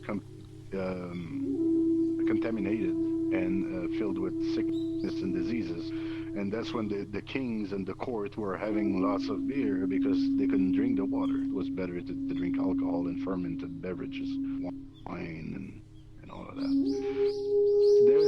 People have been using drugs and alcohol since the beginning of times. Look at ancient Egyptians. We even found like beer recipes from them. So you could not say, I think it would be foolish to say like alcohol is a bad human behavior or is a good one. I'm not defending it, but I'm just saying, who cares whether Alan Watts drank or not, and whether it killed them or not. It probably served a purpose in his life. Shogyam Trungpa was also a notorious drunk. He woke up with a bottle of London Dry Gin in the morning and had that for a while. But there are also others that are very pure in everything that they do, and they undergo those purification rituals every morning. And just like in the universe, we have all of the colors and all of the sounds. You can expect to have the full spectrum of monks, and some will be skilled at helping people with depression. Other will be better helping prostitutes, and other will be better helping teachers. I think everyone can have their own purpose and their own master that fits with who they are. Right? Me, I like the direct masters. I don't like a master that wears white glove. I like those that tell it like it is and that can tell me off if I'm mistaken, and because that's the kind of way that I like interacting. But I've seen my masters hurt other people that were not prepared to deal with that. Everything's relative, I guess, in there. Sorry if that was a long answer, but I felt like it's not often spoken about, Casper, and I'm happy you brought it, just so we could say a few words about it. Well, like, How do you feel about Alan Watts? personally, I think the concept of Arkham Razor, that sometimes things can be simple, but of course we never really know the answer. But he did have a family, and you know, if indeed people heard him saying at one point when they asked him why do you drink, that he felt lonely, or that he made mistakes with his children and stuff. I know people that drank just because of that reason, and he was a regular human being, and saying how can such an intelligent human being like Alan Watts fall for such pit traps in life. That's kind of like what you said. You start to begin to idolize and almost worship that person, and then you get disappointed once you realize that they also step in the same pitfall traps like the rest of us. But that's what they make them human as well. I'd assume. Here's the secret to this, Casper. Idolize them and believe that they are the perfect teacher with their flaws. Yes. You get what I mean? Mm-hmm. Or stop looking at the finger and look at the moon. Right, look at what they're pointing at.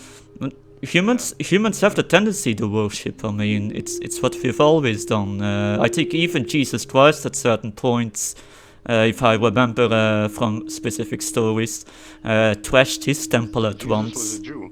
Yeah, but to begin with, Jesus was a Jew. He was not worshipping himself. He was worshipping the God of the Jews. Indeed, but he one time trashed the temple, I think, because they were making a temple of worship, I think, his followers, and he trashed the temple, if I figure, because it was a temple of prayer and not of worship.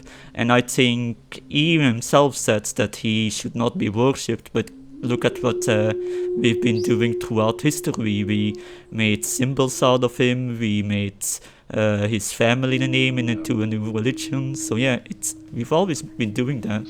So about that, remember we spoke about sticky emotions. Mm-hmm. If you're on the path, it's okay to get angry sometimes, and it's okay to be sad, and it's okay to be happy as well. The problem is the stickiness. Mm-hmm. So if Jesus got angry, flipped a couple of tables, but then after that he went back to his peace and maybe said, sorry guys, I didn't mean to flip all of these tables. You know, if that was Jesus' attitude, then unless he meant it and he said, well, now you have your lesson, but I'm not doing that anymore. We're done. If he had an attitude that he fell back to his center not long after that, that's fine. That's mindfulness. Mm-hmm. And that's really what we wanted to develop. And of course, as you practice mindfulness over and over again, you will flip less and less tables, but it can happen. And you meet that guy and he's flipping a table. He used to flip one every day, maybe. You don't know about that. You've seen him flip that one table, and that to him is 364 less than the other years. So he's grown maybe much more than you have. Who knows? So it's important, as Julia was saying, to not look at the finger pointing at the moon, but at the moon itself. They call that the lion's gaze in Tibetan Buddhism and in the Shambhala lineage from which I'm from. Because if you throw a ball, if you throw a ball to a dog, it will start running in that direction. But if you cannot deceive a lion in the same way, it will just look at you and, what are you doing there? Are you deceiving me? So to have that gaze that is looking at and sees through the deception is the lion's gaze. So idolize people with their flaws, and that goes for our families as well.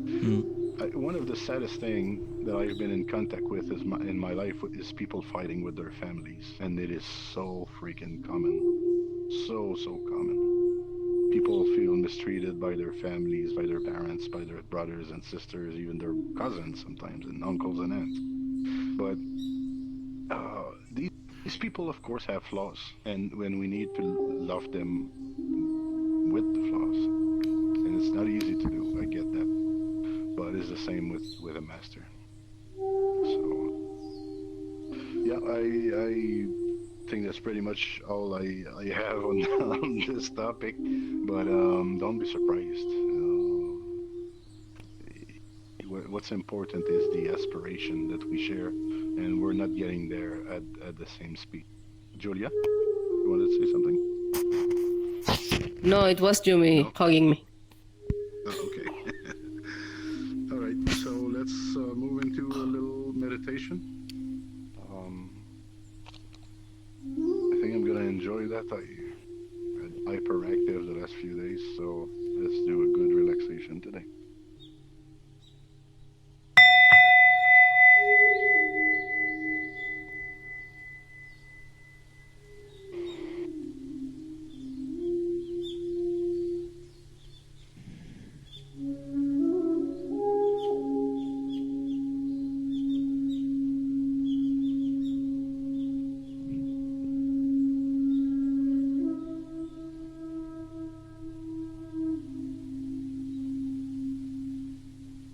Neo Jax, we didn't speak about that. Do you feel like guiding? I feel like just resting today.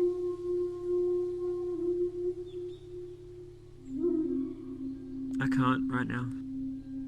You can't? Okay. Then you won't get a guided meditation today.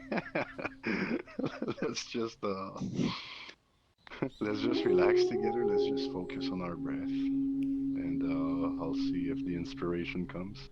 But let's just kind of follow our breath, and if we see that we are wandering away, let's bring back the attention to our peace.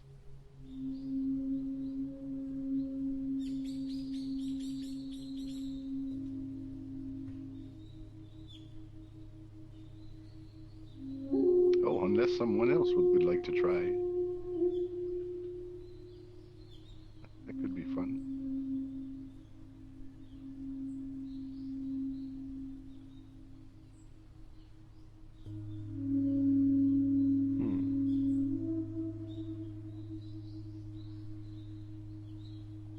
Okay, so let's relax. Let's bring our attention to the top of our heads. Release all the tension from your skull, your cranium. The eyes are always super important. Relax the muscles around your eye sockets,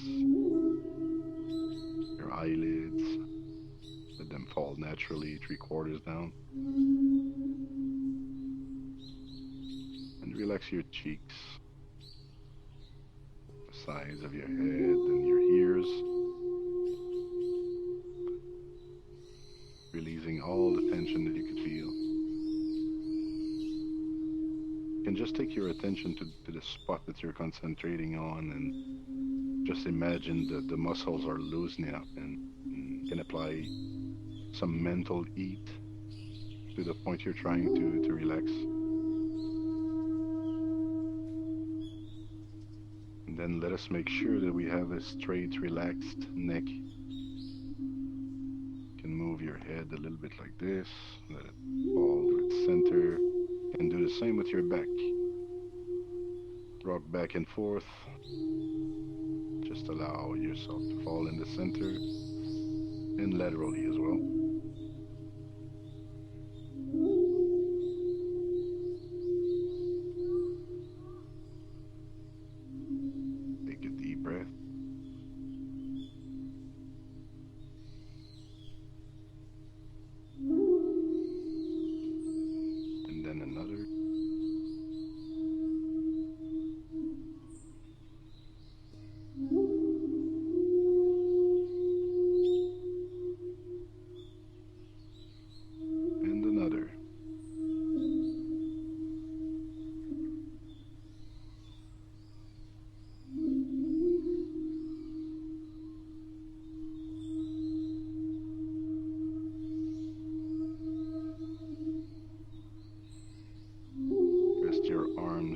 comfortably on your laps.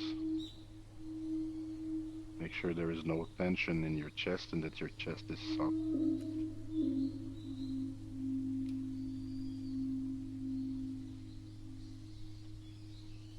See that your legs are providing a stable platform, that nothing is hurting, everything's feeling good.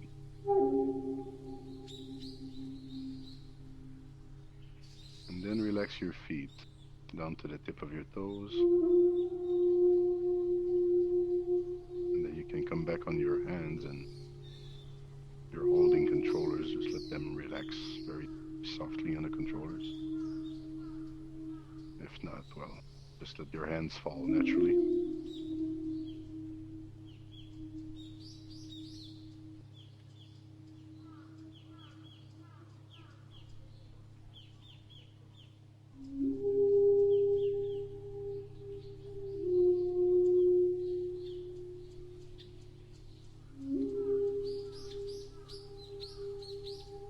And then just in front of your nose, about 2 centimeters in front of your nose, imagine a small sphere of light.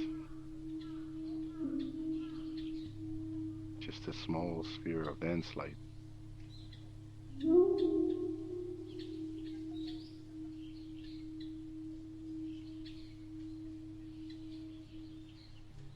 And imagine that this sphere of light is moving closer to your nose. And if you're a man, it will enter your left nostril. And if you're a woman, it will enter your right nostril. And then it will start making its way up the nose. You can feel the light. And you can feel the light passing between your eyes and moving up to your forehead, right between your eyebrows. And you will focus on this light there. Feel it shining there.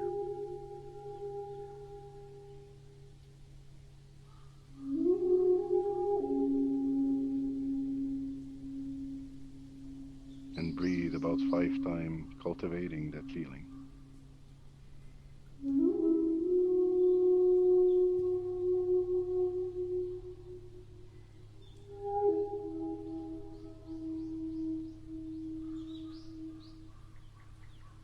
As you breathe in, the light may become stronger, larger.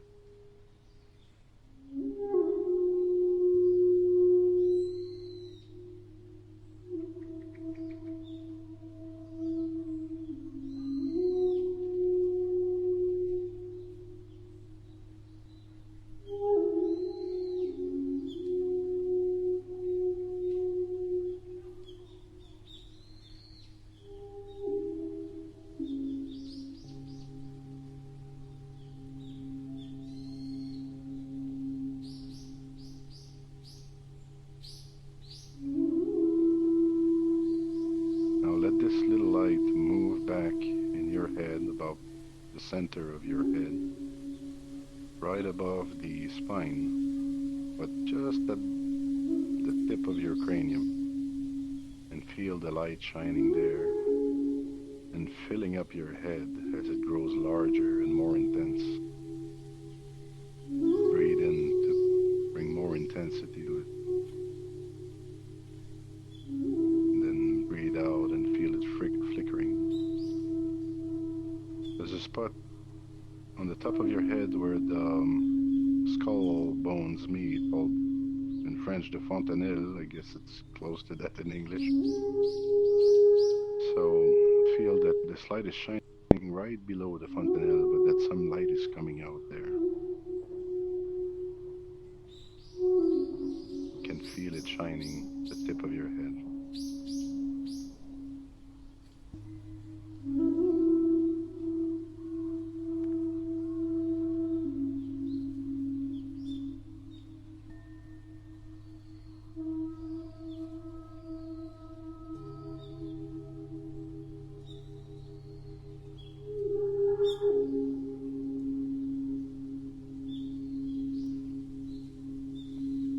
And now let's move the light straight down from this point. As we breathe slowly, we will move this light to our throat level.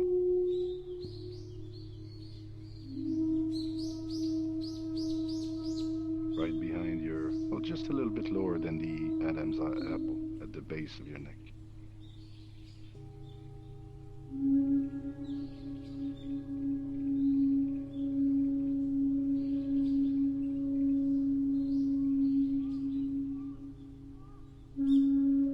Let us take 5 more breaths there as we cultivate the intensity and the size of this ball there, and let it fill your neck completely.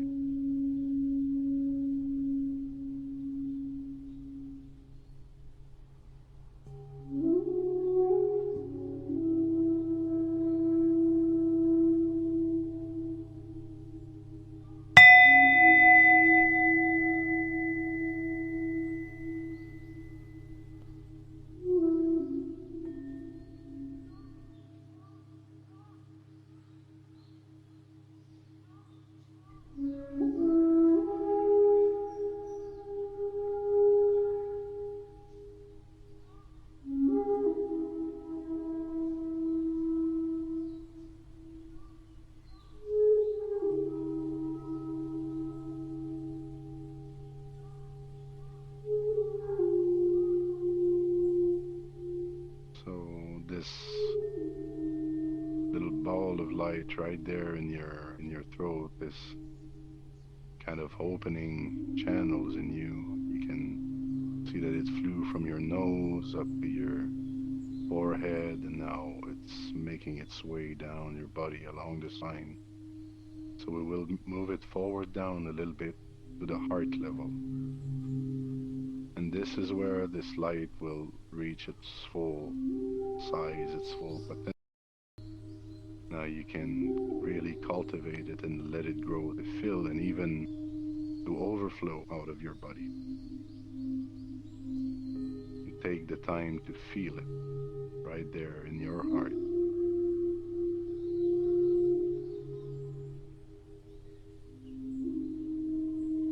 And let it open your heart to everything around you.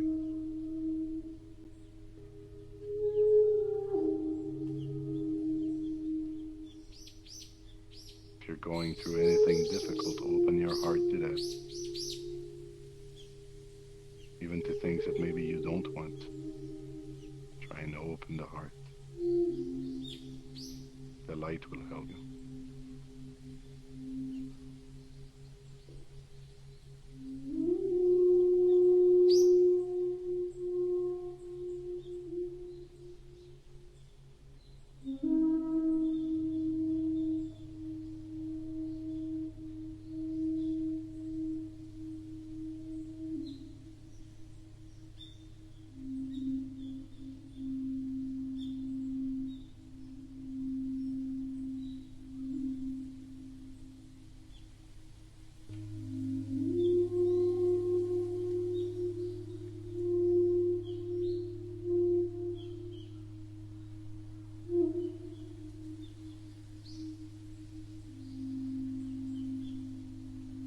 Focus on your breath as you visualize the light.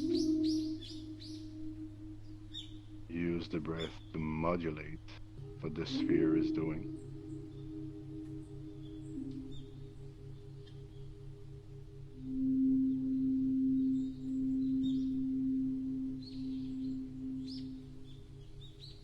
Can reflect back on the path that this little sphere has taken inside of your body and feel it as fresh. Open and fresh.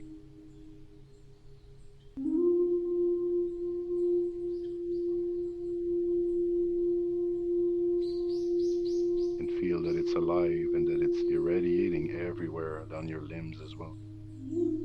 Your arms, tip of your fingers.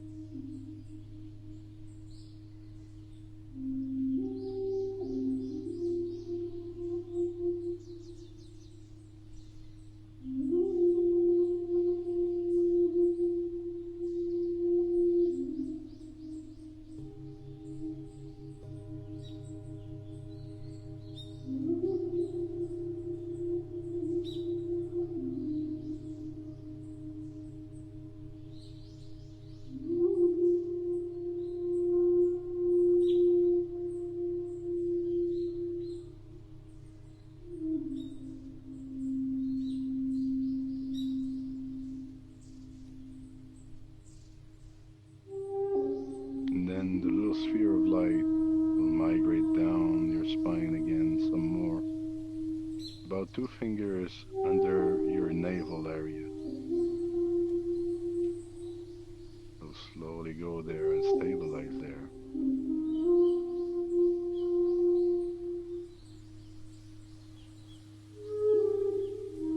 And then let us breathe about 10 times, just cultivating the light close to our spine in the middle of our body, 2 fingers below the navel.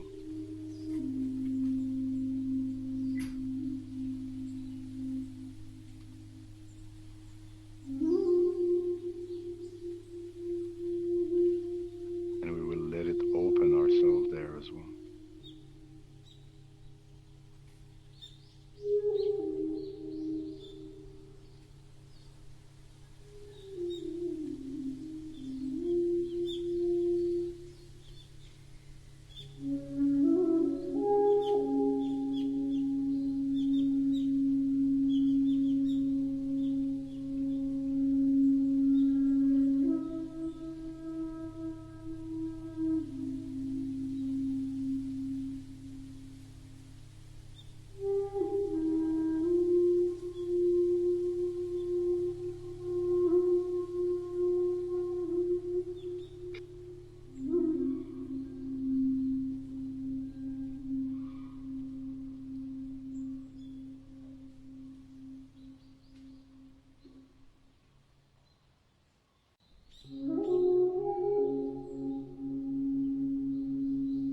Again, you can feel the difference in your body, part that was cleansed by the light and the part that it has not reached yet.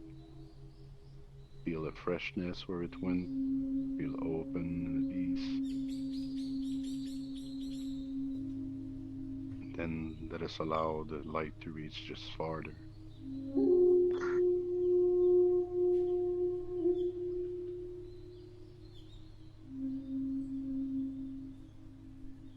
Let the light move down a little bit more, and then you will reach the base of your spine. Right at the bottom of your being where you're sitting. And you will cultivate the light right there at the tip of your spine.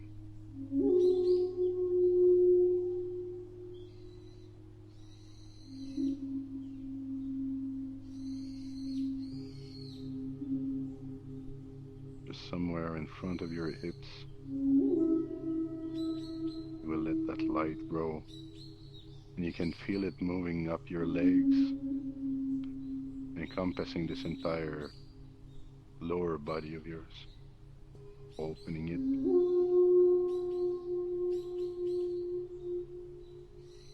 Bringing some freshness to it.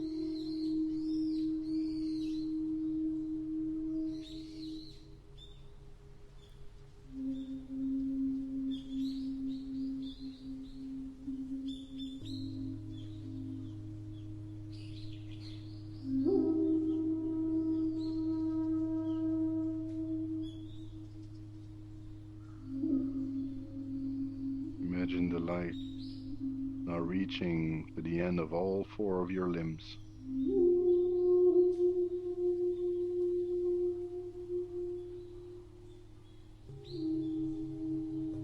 And use that visualization to feel alive. More alive than you felt over the last few days. Like everything in you is alive.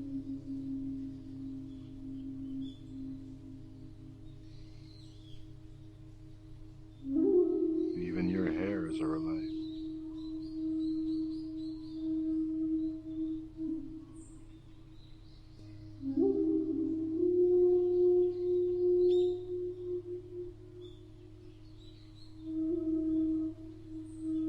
Let your entire body fill up with light. Become a being of light.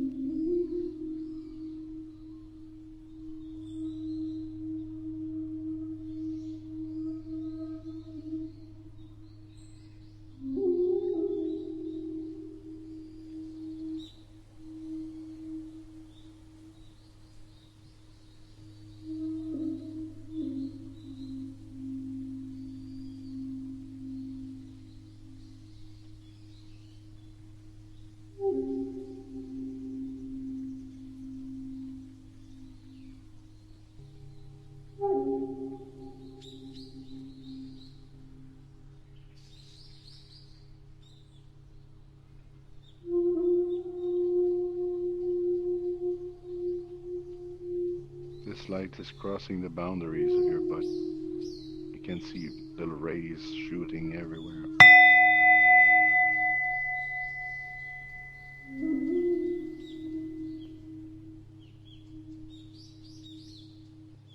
And so now we will move our attention to the edge of our body. And we will let those rays go through easier and easier, as if the edge is becoming thicker and thicker.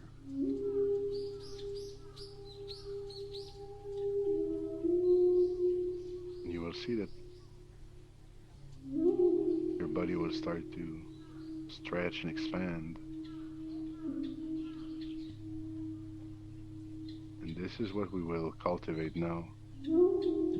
Let us cultivate the light in this light body until we completely dissolve in the light.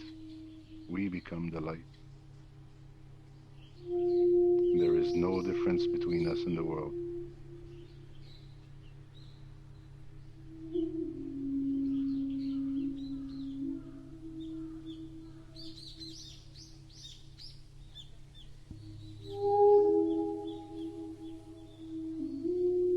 As you become the light, you can travel anywhere, do anything, see anything that you would like.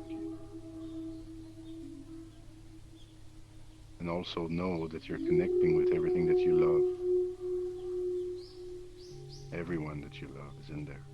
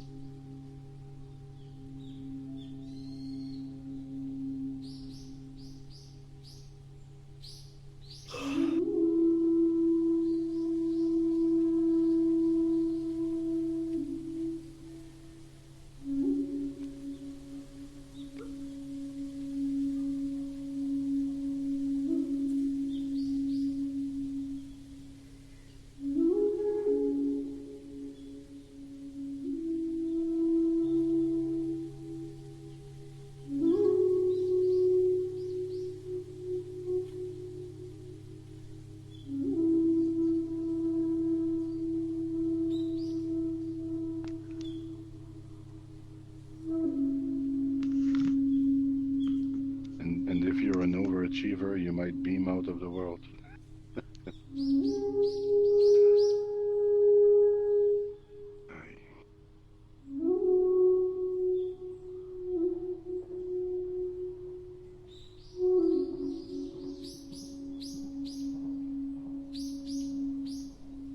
Let us focus on the breath for at least 10 breaths.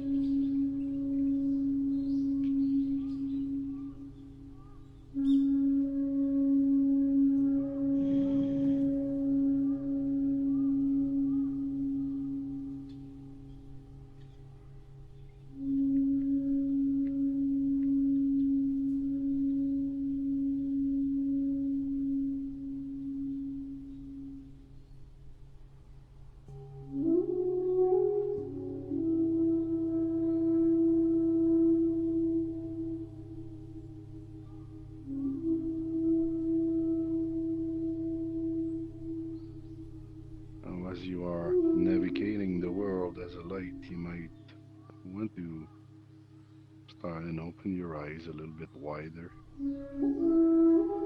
and notice, especially if you're wearing a headset, that there's another experience of light, and behind it, yet another experience of light. Everything that you are, everything in this world, appears just because of light.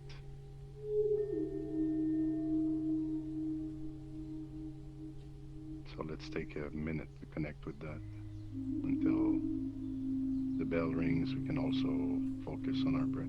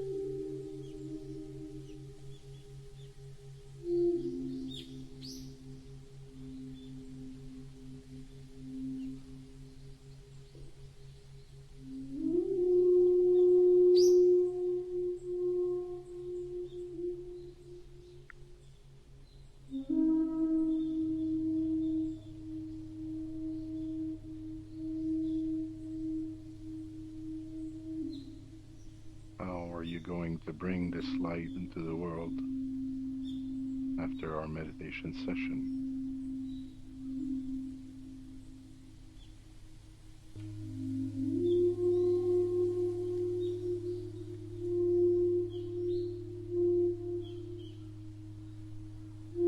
How will you stay in touch with love in your daily life?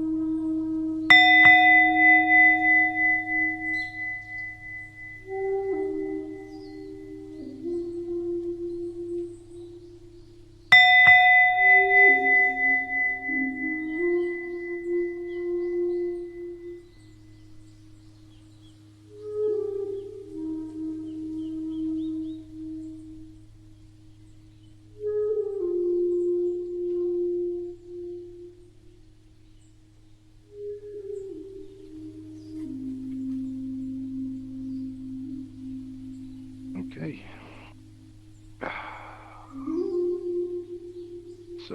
you can see, I played around a little bit in this meditation, quite different than what we do normally. How did you guys like it?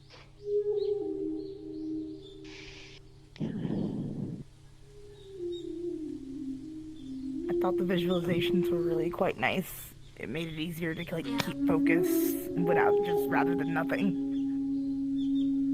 Yeah, I like it too. Much more interactive. It keeps the mind busy.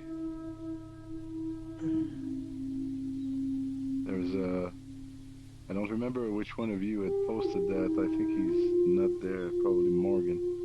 Had posted a video from Minger Rinpoche in our Discord, and he's talking about the mind as the monkey mind, and saying that if you want to keep the mind under control, you give it bananas, more or less. And so when you're doing a visualization like this, it's much easier to bring the mind under control because you're feeding it what you want it to see and to experience. It's good to relax, when you're that's what you're about. Like today, that's what I felt like. I wanted to relax. I wanted to relax together, and so it's easier to pacify the mind in that way.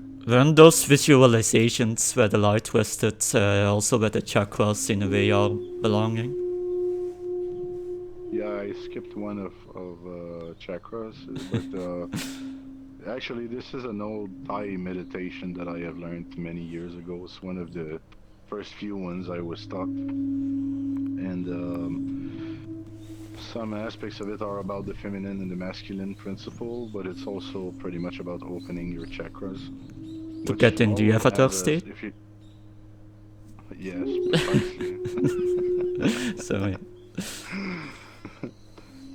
But chakras have their own symbols connected to them. So, the third eye will be connected to wisdom, and the throat with the things that you never say or that you should say, or maybe you speak too much. Again, you have this idea of materialism. Maybe you speak too much, or negligence. Maybe you don't. Same thing with your heart, and so when you understand the meaning of these little wheels that we supposedly have inside of ourselves, you can start feeling them and relating them in terms of the symbology as well, and it becomes like a self-treatment, self-aid kit, where you can think about your week and say, oh yeah, I kept that for myself this week, maybe I shouldn't have, or there's something here I'm not allowing myself to feel, maybe I should do that. And so that's a nice little scan. We do the body scan to relax, but it's like the outer envelope. So the chakra meditation is like the internal scan for like what's going on in my mind and what's going on in my body and my heart. So it's a useful one. It stops being useful when you're trying to levitate out of that. Well, yeah, I do have something to say about that, about the whole levitating part. Ever since I've begun looking up more about Buddhism and meditation, like videos and stuff, I get like commercials sometimes on my YouTube talking about levitating there. I'm getting commercials on my YouTube videos sometimes, like open your chakras and unlock hidden strengths of the universe to change events all around you and get financially in better situations. I get some weird ass commercials now, like really weird. Yeah. I get some weird ass commercials, yeah. So since I've introduced you to all of that, Casper, we split 50-50. Whatever happens. Oh yeah. Apparently there are lizard men around us. There was this one video talking about lizard men and about the Atlantis, the city of Atlantis. They used the way. Yeah, the Gaia. You've seen that too, the Gaia? Yes, I actually signed up to them. Spaghetti Monster also. It's all the same market segment, guy. And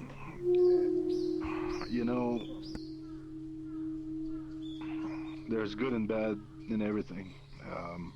It is true that if you align better with the world, you will use your energy more wisely, and it will bring more results to your life. meditation is something true also. When you mobilize your entire being in a coherent way, obviously you're going to produce better results than if you're fighting yourself all the way through.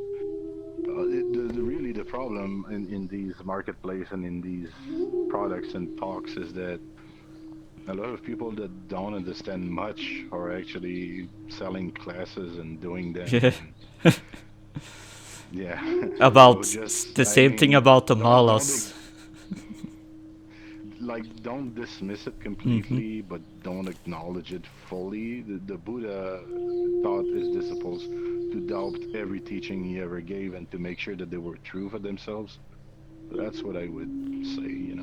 Make sure that like you don't have to go live in a pyramid right away. There was this Apartment there was in this China. one girl selling golden malas, saying that she sold like golden like malas, and they had gemstones in them that would protect you against sickness and outside forces, such stuff. Yeah, it's funny I though. met a guy who bought a necklace, an anti-gravity necklace. Oh. Imagine that, made of tungsten that he paid like $2,000, and he believed in it. So I mean, Did it work? hey, I've never You need had a a necklace huge like this. disclaimer for that. I don't know if it works. I've never had one, but it's kind of like these. Like I have a rock that scares tigers away, and ever since I've had that rock, no tiger ever came to my house. So. Oh. That's a good Do what one. you will with that. All right, I think I'm just unless somebody wants to share something today about meditation experience or the week. Not immediately, no. Just gonna. It was fun that it was about light, and I'm sitting in front of a window, and despite of the Oculus, I felt the sunlight rays coming through me and enlightening me. How's it going, by the way, VR? Because you're quite new at it, isn't it? You beginning to like it? Yeah. Yeah. I feel dizzy sometimes, still. And today I felt it heavy. I forgot, Julia. Next time I will let you know that you need to wear sunscreen before you do that meditation. The light meditation. I was right in front of the window with the sun hitting me, and it was beautiful. All right. So, would you like to join me for a dedication now, Julia? Sure. Mm-hmm. All right. Well, thank you all. Oh, I think I have a problem or something.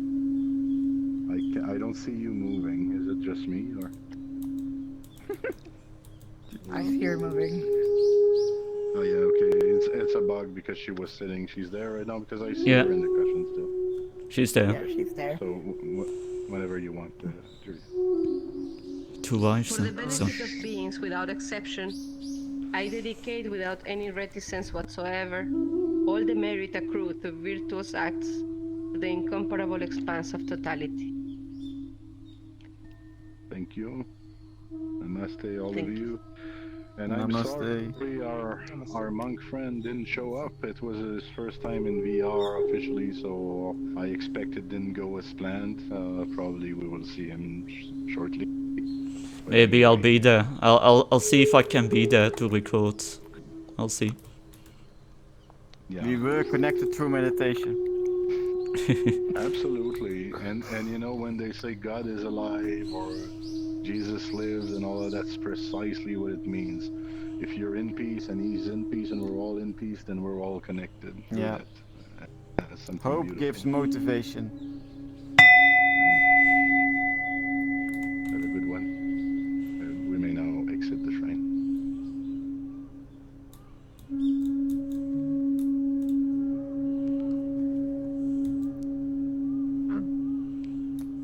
I keep forgetting who I followed in. Oh wait, I was the last one and I kinda was late, so I'll just wait.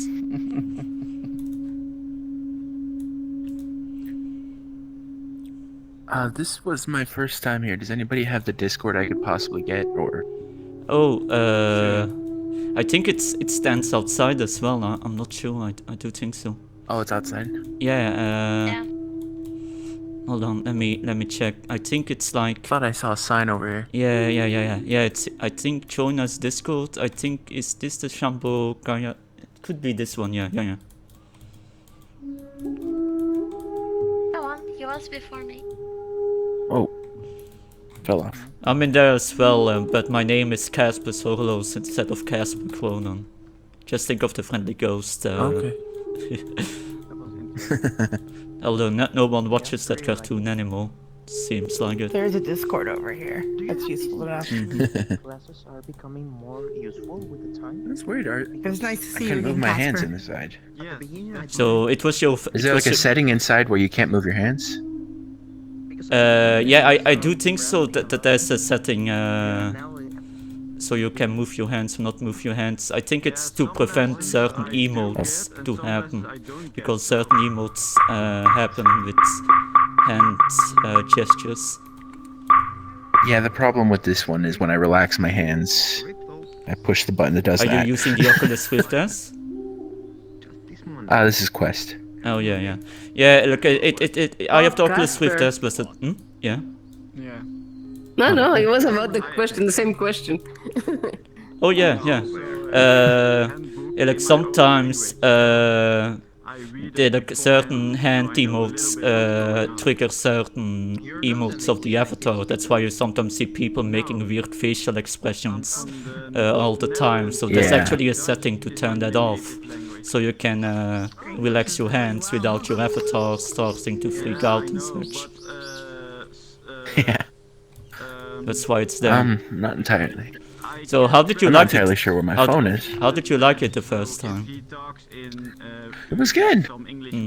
I felt like I needed like some kind of meditation thing. I've been kind of stressed the last few days, so. Well, I make recordings just like this one, and I have about almost like 12 videos so far. I recorded almost every session so far, so it's on my YouTube channel, and I post it under the sections of recordings in the Discord server. So if you go to the channel list, you can watch and follow the previous if you're ever interested for that. A lot of guided meditations, so that's always fun. You can just imagine the beat. I kinda joined for the meditation. I really like the relaxing part of it. It's good. I just need to find my phone so I can put this in. I think I left it in the other room. like you know, like a sneezing or something. I will be right back. Take care. No, exactly. I'm happy. Sometimes that's the best thing you can get, you know. It was real nice meeting you guys. relaxation and resting when your body needs it. You're in sync with what It your was body your first needs. time coming here. This is second. I came during the night last week. Yeah. Take care of yourself. I hope you. I'm probably gonna keep coming to the 12 p.m. Yeah, I think I will go this a and lot, not stay so for I'll see you next week. the talking because I'm just falling asleep. Yeah, it's 9:30 There will be a so I also talking. need Do to you go. think today will I be don't a think so. talking? Yeah. I don't think there will be. Yeah, it's like 9:30 p.m. indeed. Long session. Yeah. Yeah. My leg actually started hurting for some reason. You know. Keep it still. Just be aware of the pain and just let it be. Yeah. Getting shots and Just there's resit if it gets annoying. Yeah. Actually, my leg was. Yeah, I actually. couldn't keep it still for like 10 minutes straight. Going like crazy. Or if your legs are sleeping, it's like you're floating. Yeah, I think then the one that spent 2k thinks he's levitating, but it's just his legs falling asleep. That's fine. I'm used to legs going asleep. And see you next time. That's fine, but when there's pain in the leg, you can't keep it still.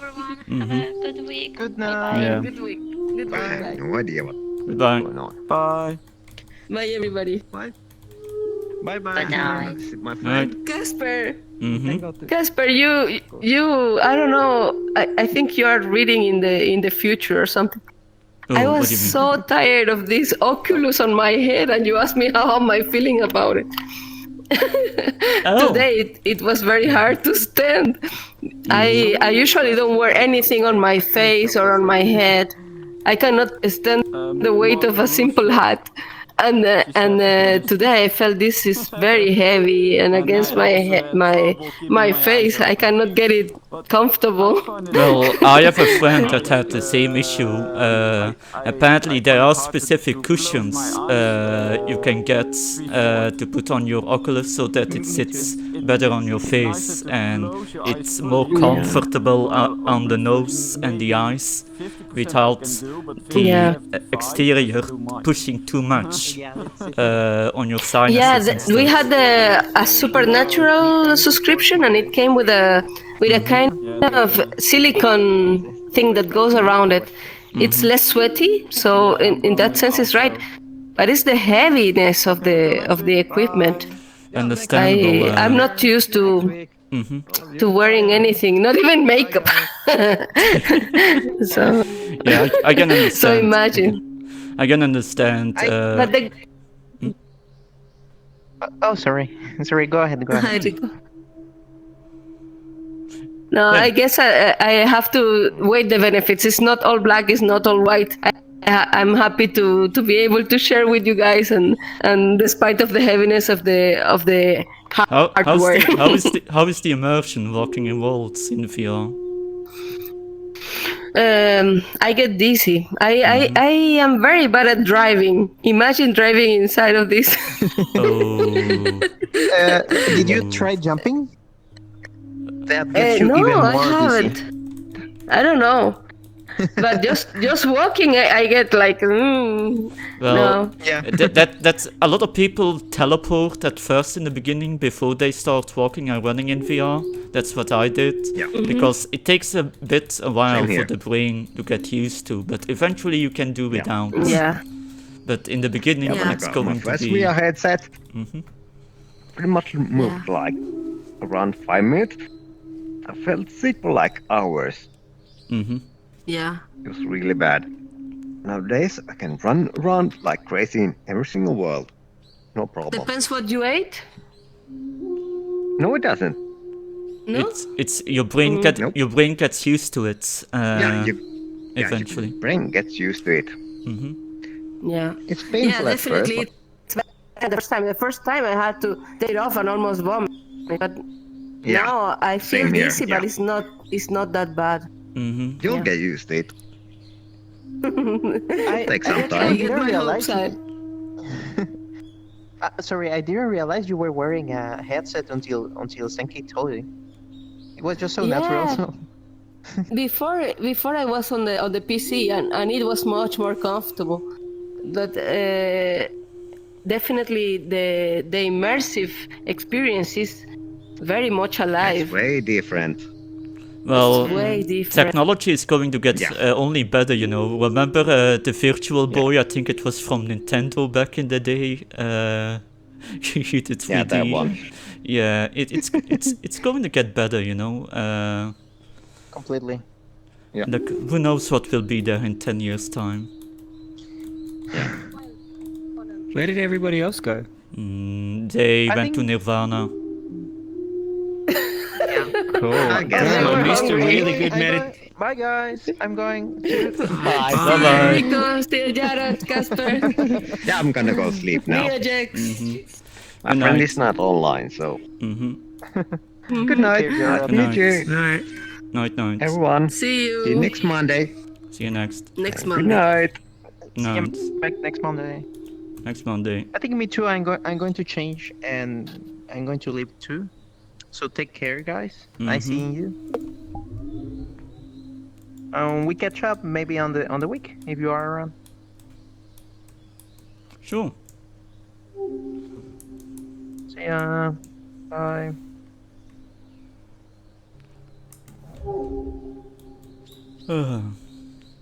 Well, that's it for now, it seems.